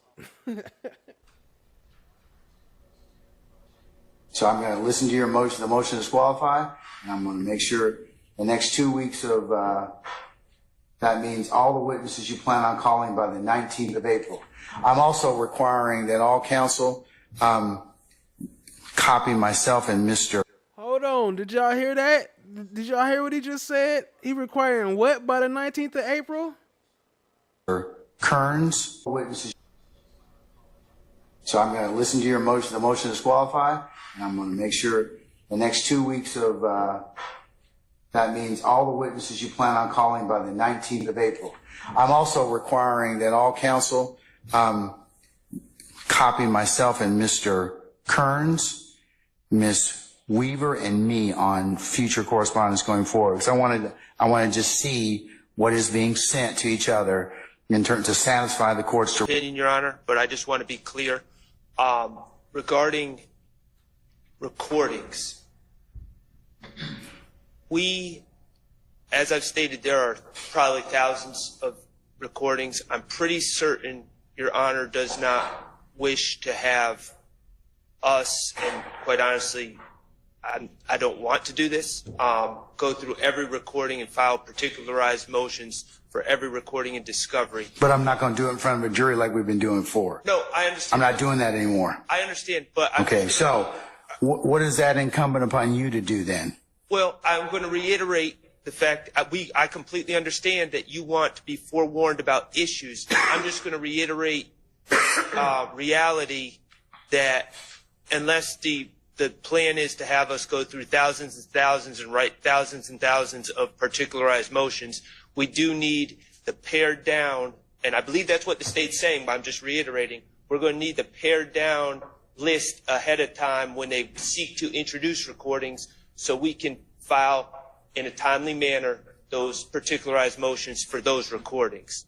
Because to just file particularized motions for every recording and discovery would just be to cast a net that is way too wide, and it would not be time efficient for anyone. Okay, but you all know now I mean, even though you have thousands of recordings, you do have an idea which recordings are relevant for a particular witness or a particular period, correct? I would not agree to that. We have. Why not at this point in time? Well, because there's thousands of recordings. Okay, but focus, okay? The thing I'm asking you at this point in time, if you know, for example, witness X. Why he always telling Shard focus? And yo, we still rocking and rolling. Appreciate you, Chan. My black is golden. Is going to be called. Yes. And you pretty much know at this point in time, there may be 15 to 20 recordings that are relative to that particular witness. Are you telling me that you true or not true? Is that? No, I don't believe that's true. Why would you say that's not true then? Because that's why I'm saying in a timely manner, and I'm not even suggesting that the state hasn't done this. I'm just trying to bring this to the court's attention, and we need those specific recordings.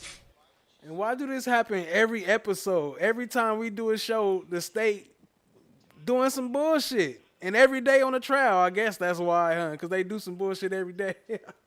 That the state plans to use to be identified to narrow the net, then we can file our particularized motions in a timely manner. So unless the state identifies them, you haven't looked at them in terms of that particular time period of that particular witness's recordings? As Your Honor has pointed out, this is a RICO conspiracy. There's thousands of calls, and I don't believe that Your Honor is saying this, but there's hearsay. I'm sorry?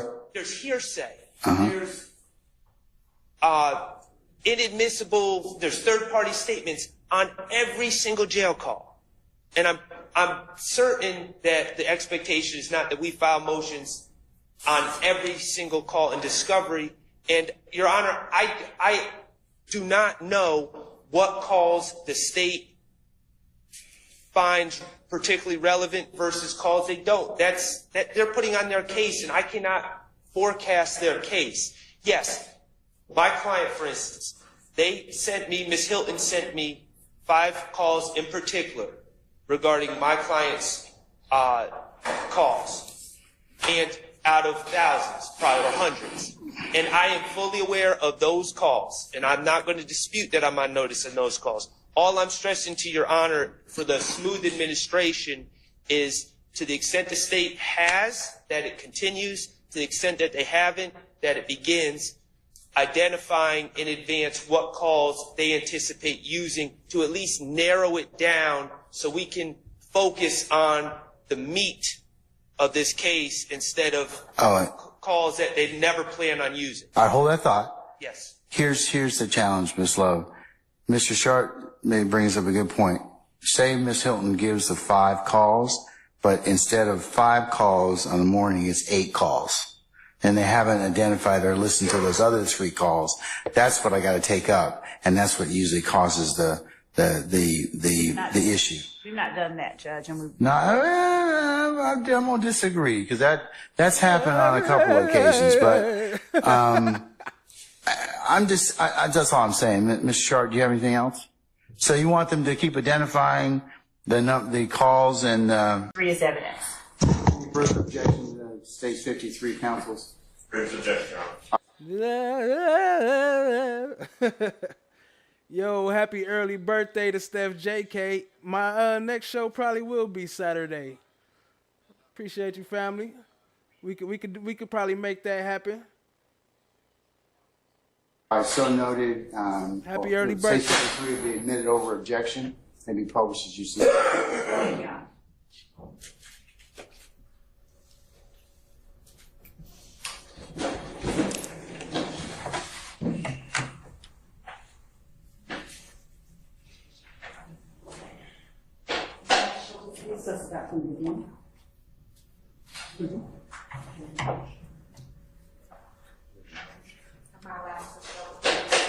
Yeah. Oh, yeah, I don't have a problem with that, Your Honor. No. Okay, yes, it can be shown.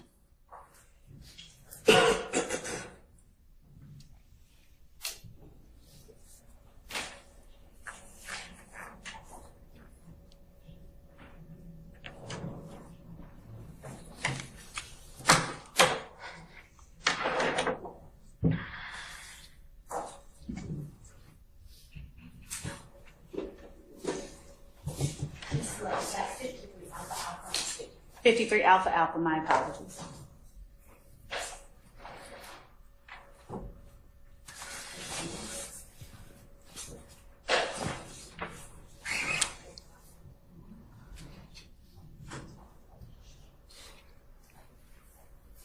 Appreciate y'all being here, family. Hit the like, hit the subscribe, tap in, share with a friend. Much love, much love. We still got a little more to go. Let's see. Be done around You want to here. say something for the cameraman? It's for the tape, man. Hold on. Miss Bennet, who is the person we're looking at? All right, here we go, part 2. So remember all that fighting she was doing in the beginning about not showing Miss Bennet face, right? Now here she go, about to show her face again. In the first I'm going to object as to relevance. I'll rule the objection. 15 seconds of this video where we paused.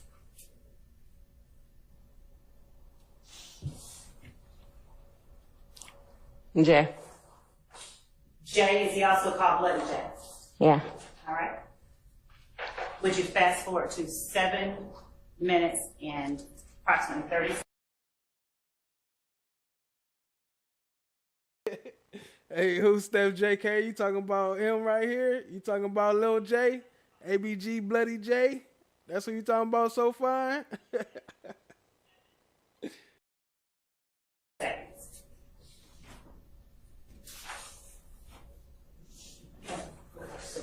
20 seconds.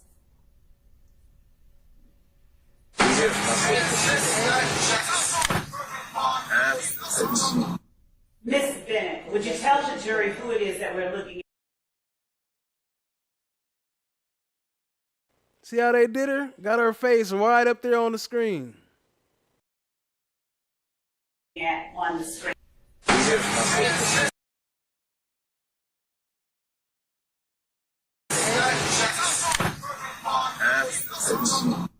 Miss Bennet, would you tell the jury who it is that we're looking at on the screen right now? Me and Jay. And what is the caption underneath your image? True? Yes. And you recognize some of those text messages that you were shown, correct? Yes. Here we go. In fact, I'm going to draw your attention to just a couple of them and ask you about those text messages and your testimony, okay? Okay. Adam's about to start cooking. Time to get into it, family. Hit the like, hit the subscribe if you just jumping in. Let's get into it, fam.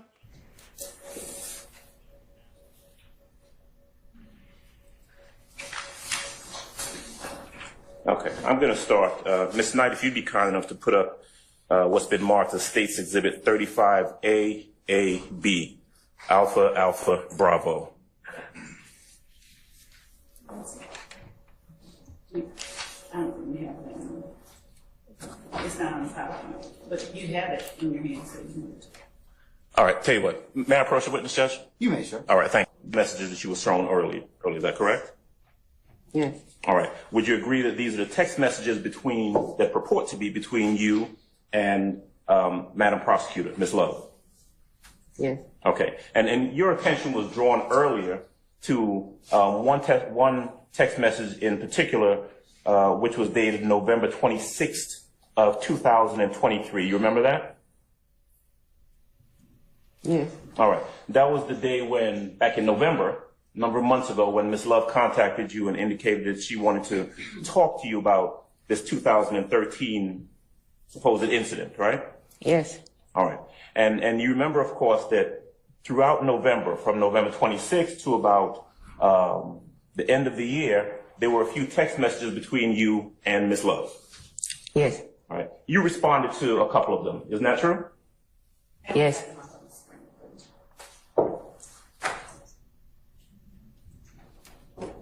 That's right. I don't need. Now, there was a text message in particular somewhere around New Year's. You remember that? Remember this one? Where it says, "Hi and Happy New Year." That message came from Ms. Love? Yes. Talked about hoping you and your boys were having a wonderful day. Yes. Talked about, and Ms. Love at that time went on to talk to you about how you were a, quote, wonderful mom to those 3 boys in case no one else tells you that this year. Remember when she was talking to you in that fashion? Yes. Okay. And you remember her telling you those things as she was talking to you about being a witness for the state in this case, right? Yes. That was about January. Is that correct? Yes. Now,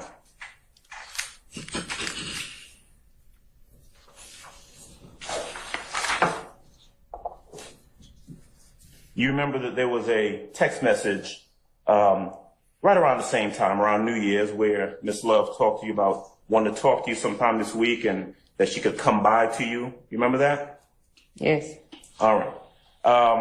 Remember there was a conversation about her having some peas and leftover greens from New Year's and all that. She was talking to you about, about coming by and talking to you and being friendly with you and that sort of thing, right? Yes. Okay. I got some cookies, Steph. You remember Miss Love telling you that she wanted to talk to you about questions she anticipated the defense would ask you, would try to get out of you, how you should view those questions. You remember those that being said in those text messages? Yes. All right. And in fact, in those text messages, she kept telling you that she wanted to make it comfortable for you, right? Yes. She told you that, didn't she? Yes. In fact, she said that she wanted to talk to you. She would make it really brief. She wanted the jury, or I want the jury to see the person I met the other day. She's a wonderful person, and I need them to know it. Do you remember when she was talking to you like that? Yes. Okay. And after a while, those conversations and the temperature of those conversations changed, didn't they? Yes. And let's see, that last message that we just talked about where she wanted the jury to see the person she met and what a wonderful person you were, that was about somewhere in early January, isn't that right? If anybody want to show Steph JK some birthday love, Steph JK, you could drop your Cash App or whatever link if you got one. And if anybody want to show some birthday love, then go ahead. Go ahead, Steph JK. You got the okay. Yes. Now, soon after that, and we are in April the 8th, isn't that right? That's today's date, correct? Yes. All right. Is it fair to say that soon after January, you weren't having a whole lot more conversations with the assistant district attorney, Ms. Love? Yes. You kind of stopped responding to a lot of her text messages, isn't that right? Yes, and she kind of like stopped texting for a while. You were at some point beginning to feel as though you were being harassed by the district attorney's office. Yes. In fact, in conversations with whether it was an assistant district attorney or an investigator, they would ask you questions about 2013, right? Yes.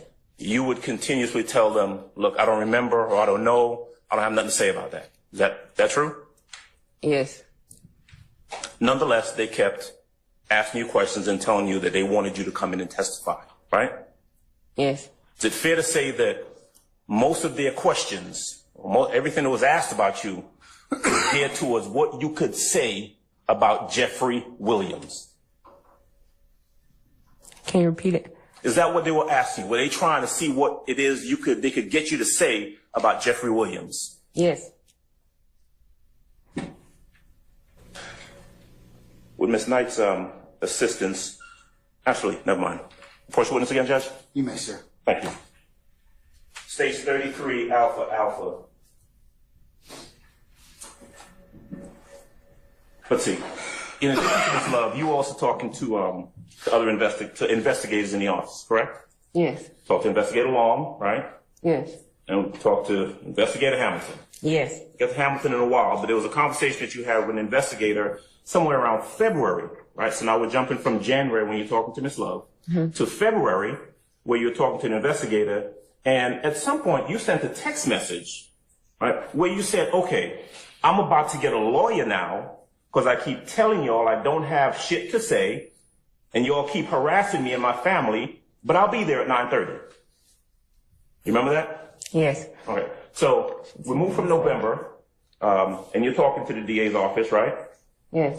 And by the time February rolls around, right, about 2 months ago, you're still telling them, listen, I don't have anything to say. I don't have any information for you. Isn't that true? Yes.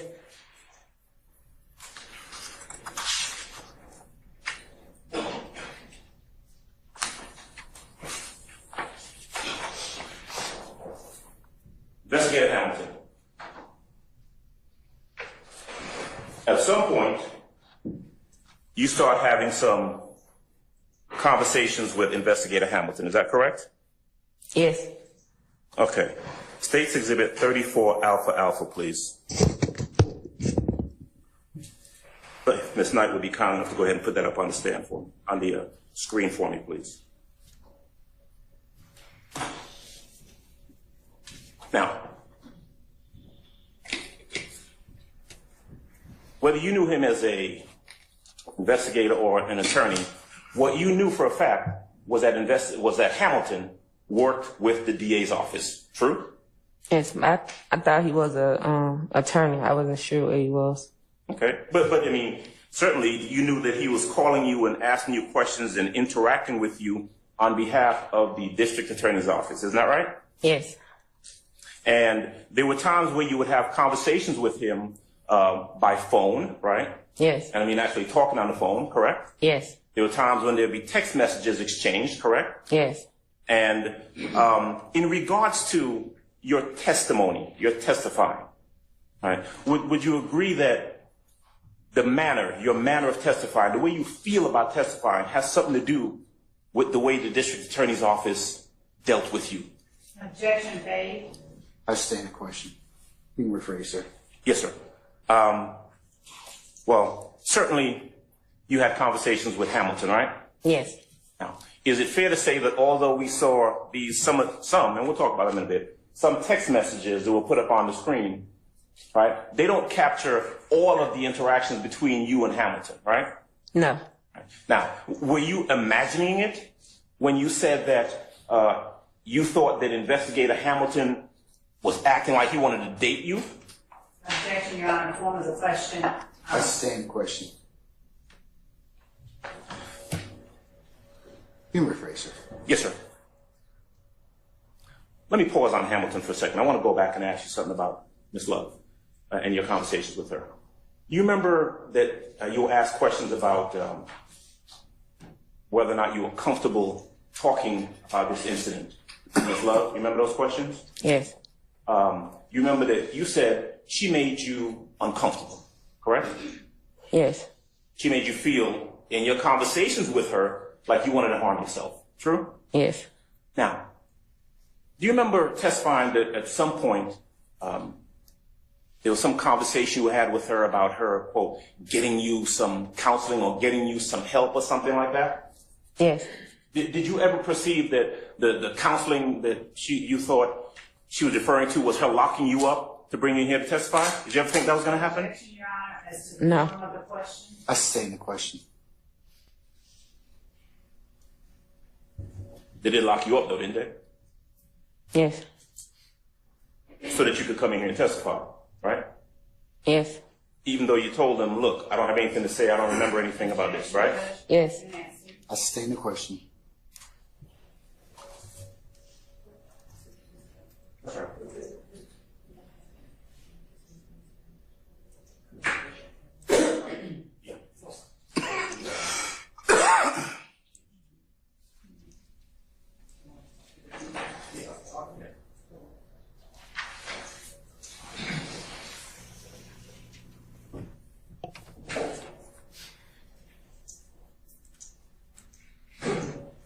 Now, back to Hamilton.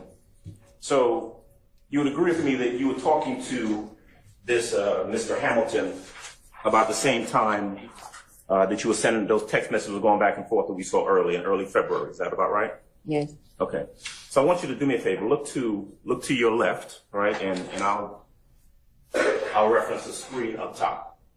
Now, you recognize these as text messages between you and this investigator Hamilton, right?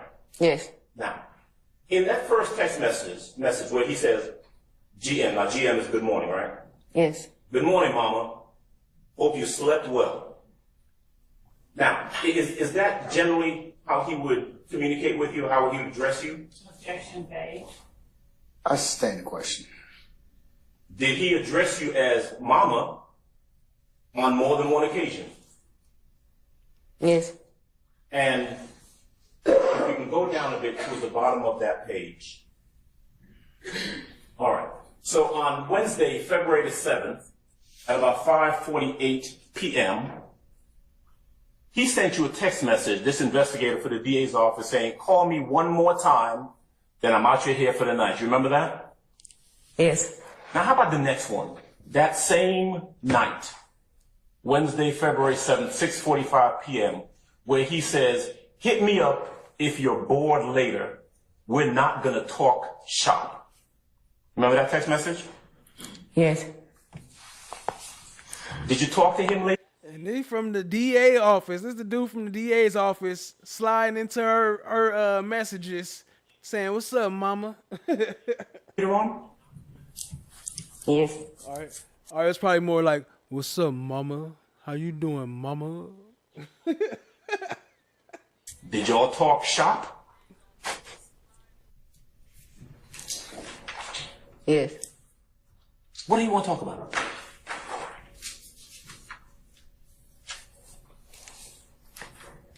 Going out. Going out? Going out as in walking out the door or going out on a date? A date. And this is February 7th of 2024, this year, when the investigator for the DA's office is supposed to be talking to you about a case, but in fact is calling you, talking to you about going out on a date. Is that true? Yes. Did the fact that this employee of the district attorney's office was trying to date you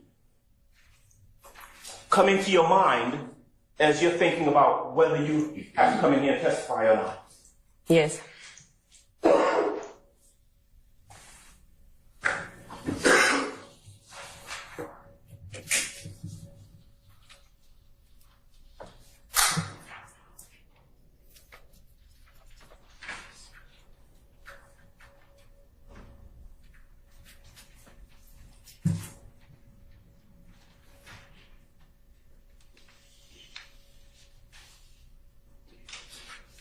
You were shown earlier one of the exhibits, 10K coming soon. text messages between you and Mr. Hamilton. And just to be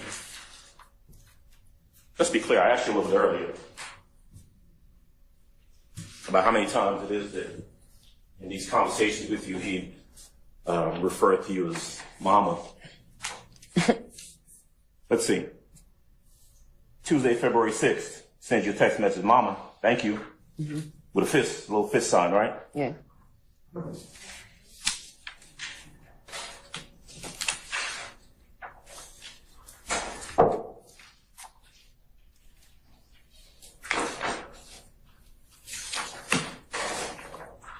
Sunday, February the 11th, sent you a text message early in the morning. Talking about good morning. Hope you slept well, mama. Remember that? Yes. He said, I hope you slept well, mama. I hope you slept well, mama. Hey, baby, I hope you slept You testified last week. Bring your ass to court. About the fact that you were having to come meet with the DA's office and that led to you losing your job. Is that right? Yeah. Now, when Investigator Hamilton told you, don't worry about that, I can help you get another job, was that in a text message or was that a phone conversation that you had with him? Both.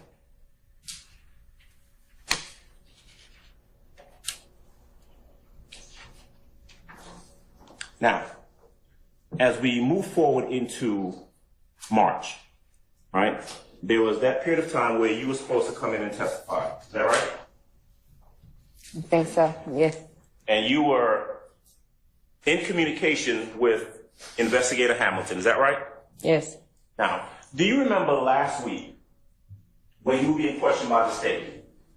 The state was asking questions about whether you were telling them you didn't want to come in and testify. You remember those questions? Yes. Do you remember the prosecutor asking you whether or not you said to someone or you texted someone, tell the judge to kiss my ass? But I ain't say that. All right, but you remember asking that, right? Yeah. Yes. All right. You did not say that, did you? No, it said what I said. I told the judge to call me, not kiss my ass. So the text message that's dated Tuesday, March 26, 8:06 p.m. that you were asked about earlier and that was put up on the screen, where it says, well, I was in an accident. I'm just now leaving the hospital. Like I said, I don't give a fuck if they lock me up. What that gonna do? Shit, so can you get the judge to call me? Those your words? Yes. Because they're about to see some more of their attorneys be on the news or in jail too for sexual harassment. Please do. That's your text message, right? Yes. That is verbatim your text message, right? Yes. So when you were asked last week, or when it was suggested that you said, tell the judge to kiss my ass, that is not what you said, is it? No. Hold on. Objection, Your Honor, as to the form of the question. The question was I stand. when suggested. I'll stand the question. You can rephrase, sir. Yes, sir. You asked the judge to call you, or you asked the investigator to have the judge call you. Is that true? Yes. You did not say, tell the judge he can kiss my ass. True? You had it right there, sir. I did not tell the judge to kiss my ass. I wouldn't have no reason to tell the judge that. I just wanted him to call me. You were the video that was shown a little while ago. You remember that video, right? You were in that video, is that correct? Yes. Okay. I think you were asked earlier if you know when that video was. I don't. It was certainly before 2015, right? Yes. If I were to say that was in 2012, would you have any reason to dispute that? I wouldn't be sure. Okay.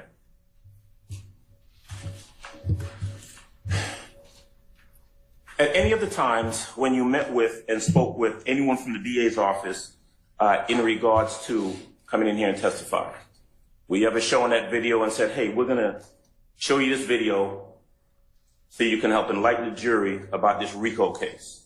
Anybody ever show you the video and ask you that? No. Is there anything in any of that video, anything, that has anything whatsoever to do with the 2013 incident you've been asked questions about? No. Is there anything about you wearing red, throwing up whatever kind of signs, or whomever it is you're with in that video that tells us anything about what happened in 2013? No. I stand the question. So we ask the witness's answer be stricken. Ladies and gentlemen, you need to disregard the witness's answer. And Ms. Bennet, if there's an objection, stop talking. Oh, okay. Okay, immediately. And let me rule upon that before you complete, okay? All right, thank you.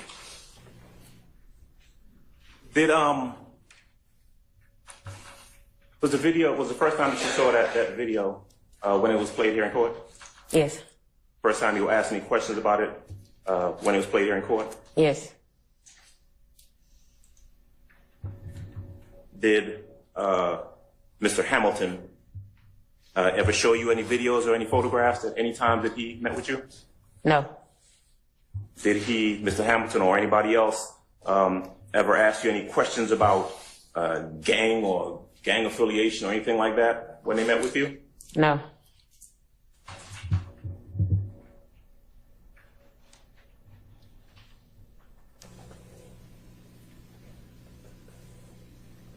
Why exactly You asked a couple questions earlier, and I want to just jump back to this for a quick second, about your meeting with Mr. Hamilton and I think Mr. Atkins.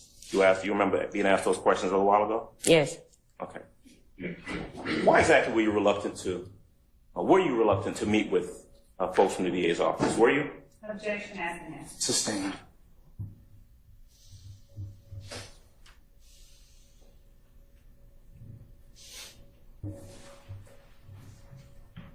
All right. Back to 2013.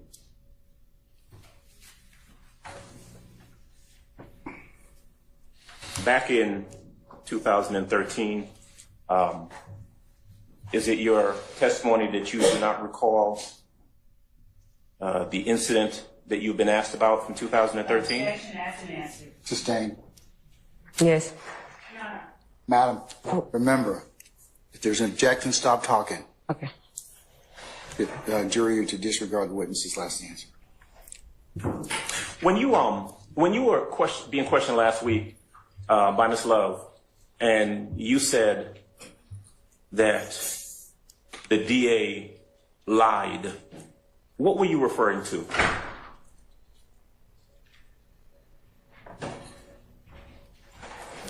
I don't know.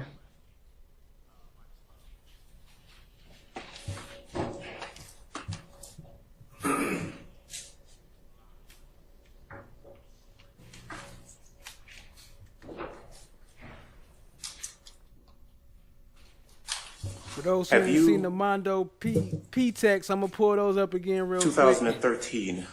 Since 2013. Let's see. Now, 2013, then in 2015, you went into custody. Is that right? Yes. You were in custody for a couple years? Yes. You came out when? May 2017. One more time? May 2017. 2017? Yes. You've not been back in since that period of time, right? Yes. The first time that you had a conversation or asked any questions. For those who didn't see it earlier, allegedly, Mondo going around peeing in people's beds. I got some more. Hold up. About this 2013 thing was when?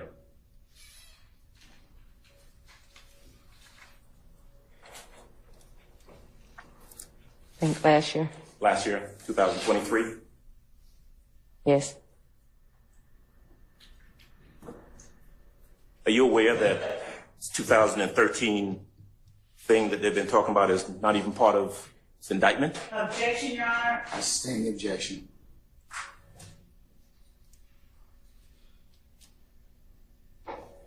You know whether your name is in the indictment anywhere? Your Honor, I objection. sustain the objection.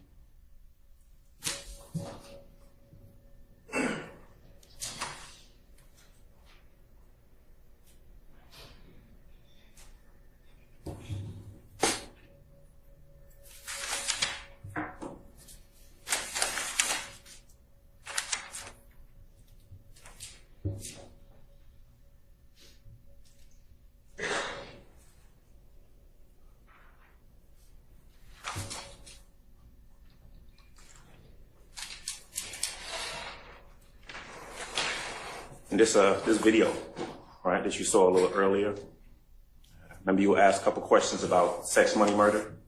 Yes. Sex, money, murder have anything to do with this incident we're talking about from 2013? No.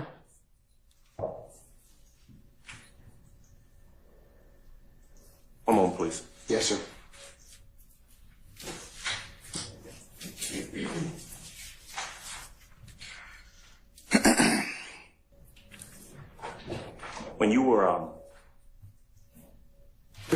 When you were told you had to come in here and testify, you were assured by the state that your face wouldn't be shown, right? No. Was that your face that was shown in the video that they played a little earlier? Yes. That's all I've got. Any other examination? counsels? All right, anything further? State? Yes. No? It's asked and answered. Let's move on. Thank you, Your Honor. That's all that I have. Anything further? Did the state ever provide you with your, not a screenshot, but phone logs, actual phone records to look at and ask you any questions about phone calls that had been made? Did they ever do that? No. Did they ever provide you with phone records from Investigator Hamilton and ask you to look at those and ask you questions about phone calls that had been made? Did they ever do that? No. That's all. Anything further? No, Your Honor. All right, may Ms. Bennett be permanently temporarily excused a witness? Yes, Your Honor. Yeah. Permanently? Yes, Your Honor. Okay.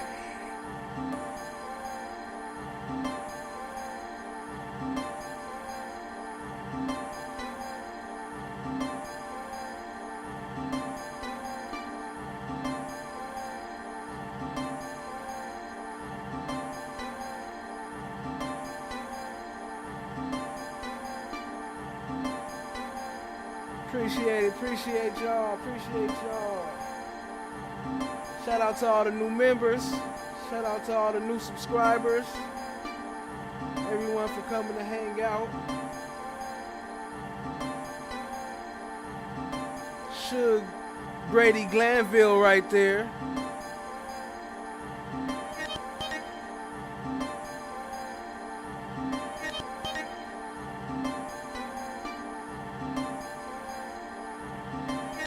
Much love to Shaw Diggy for holding it down. Much love to Steph JK, FFS, Chan My Black is Golden, Blue Eye Hillbilly, Tall Glass, Julie Horn, even though she not here, we know you with us in spirit. We catch you on the replay.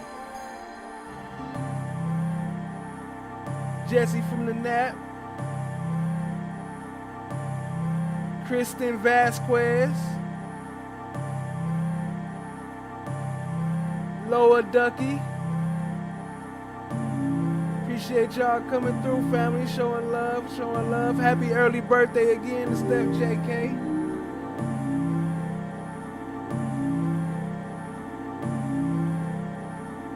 See, I'm gonna run through some more of y'all chats before I get out of here. I ain't gonna read them, but I'm gonna click them. Appreciate y'all though, family.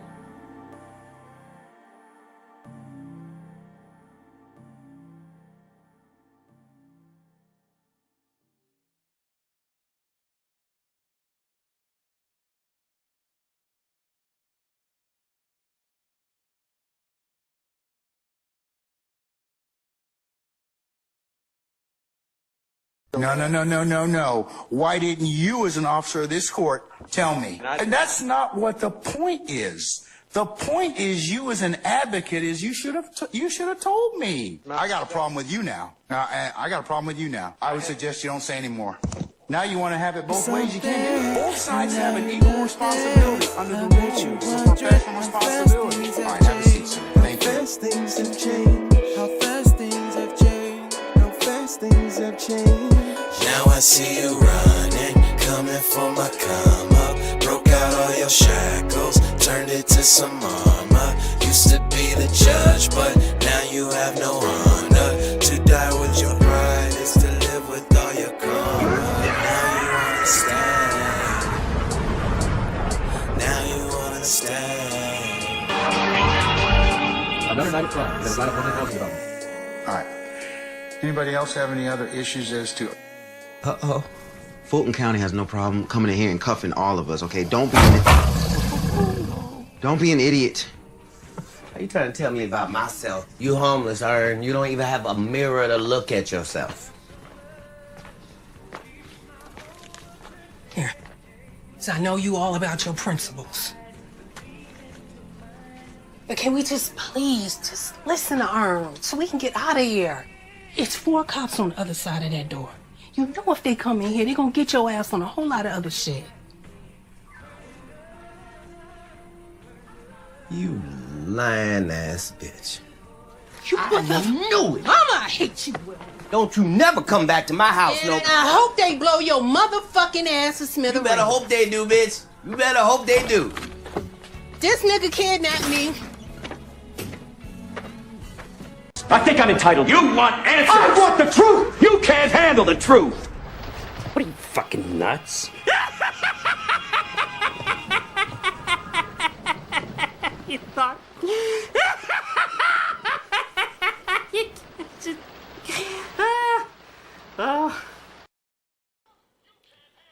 All right. Catch y'all later, family.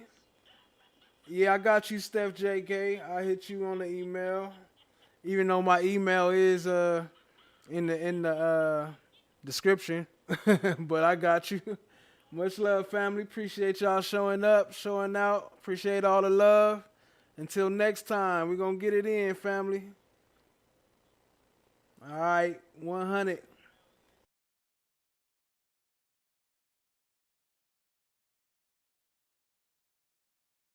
No. Why didn't you, as an officer of this court, tell me? And that's not what the point is. The point is, you as an advocate, is you should have told me. I got a problem with you now. I got a problem with you now. I would suggest you don't say any more. Now you want to have it both ways. You can't do it. Both sides have an equal responsibility under the rules. It's a professional responsibility. All right, have a seat, sir. Thank you. How fast things have changed. How fast things have changed. How fast things have changed. Now I see you running, coming for my Shout out Buffy Nicole. Broke out all your shackles, turned it to some armor. Used to be the judge, but now you have no honor. To die with your pride is to live with Anybody else want their name shouted out? Anybody else want to hear their name? Type your name in the chat or type something in the chat, and I'll shout you out before I roll out. Now you wanna stand. Another night at club. There's a lot of women talking about me. All right. Anybody else have any other issues as to... Uh-oh. Fulton County has no problem coming in here and cuffing all of us, okay? Don't be an idiot. Are you trying to tell me about myself? You homeless, and you don't even have a mirror to look at yourself. Here. So I know you all about your principles. But can we just please just listen to Earn so we can get out of here? It's 4 cops on the other side of that door. You know if they come in here, they're gonna get your ass on a whole lot of other shit. You lying ass bitch. I knew it. Mama, I hate you. Don't you never come back to my house, And I hope they blow your motherfucking ass to smithereens. You better hope they do, bitch. You better hope they do. This nigga kidnapped me. I think I'm entitled. You want answers? I want the truth! You can't handle the truth! What are you, fucking nuts? You thought...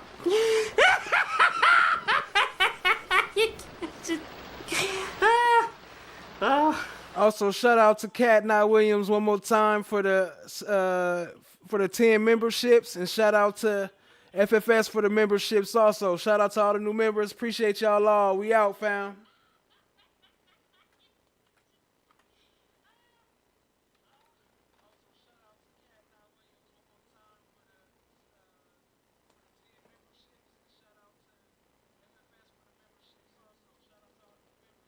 Oh, hold up. Shout out to Sha Diggy for the memberships too. I can't forget. Yeah, shout out to Sha Diggy. She dropped 5 of them too.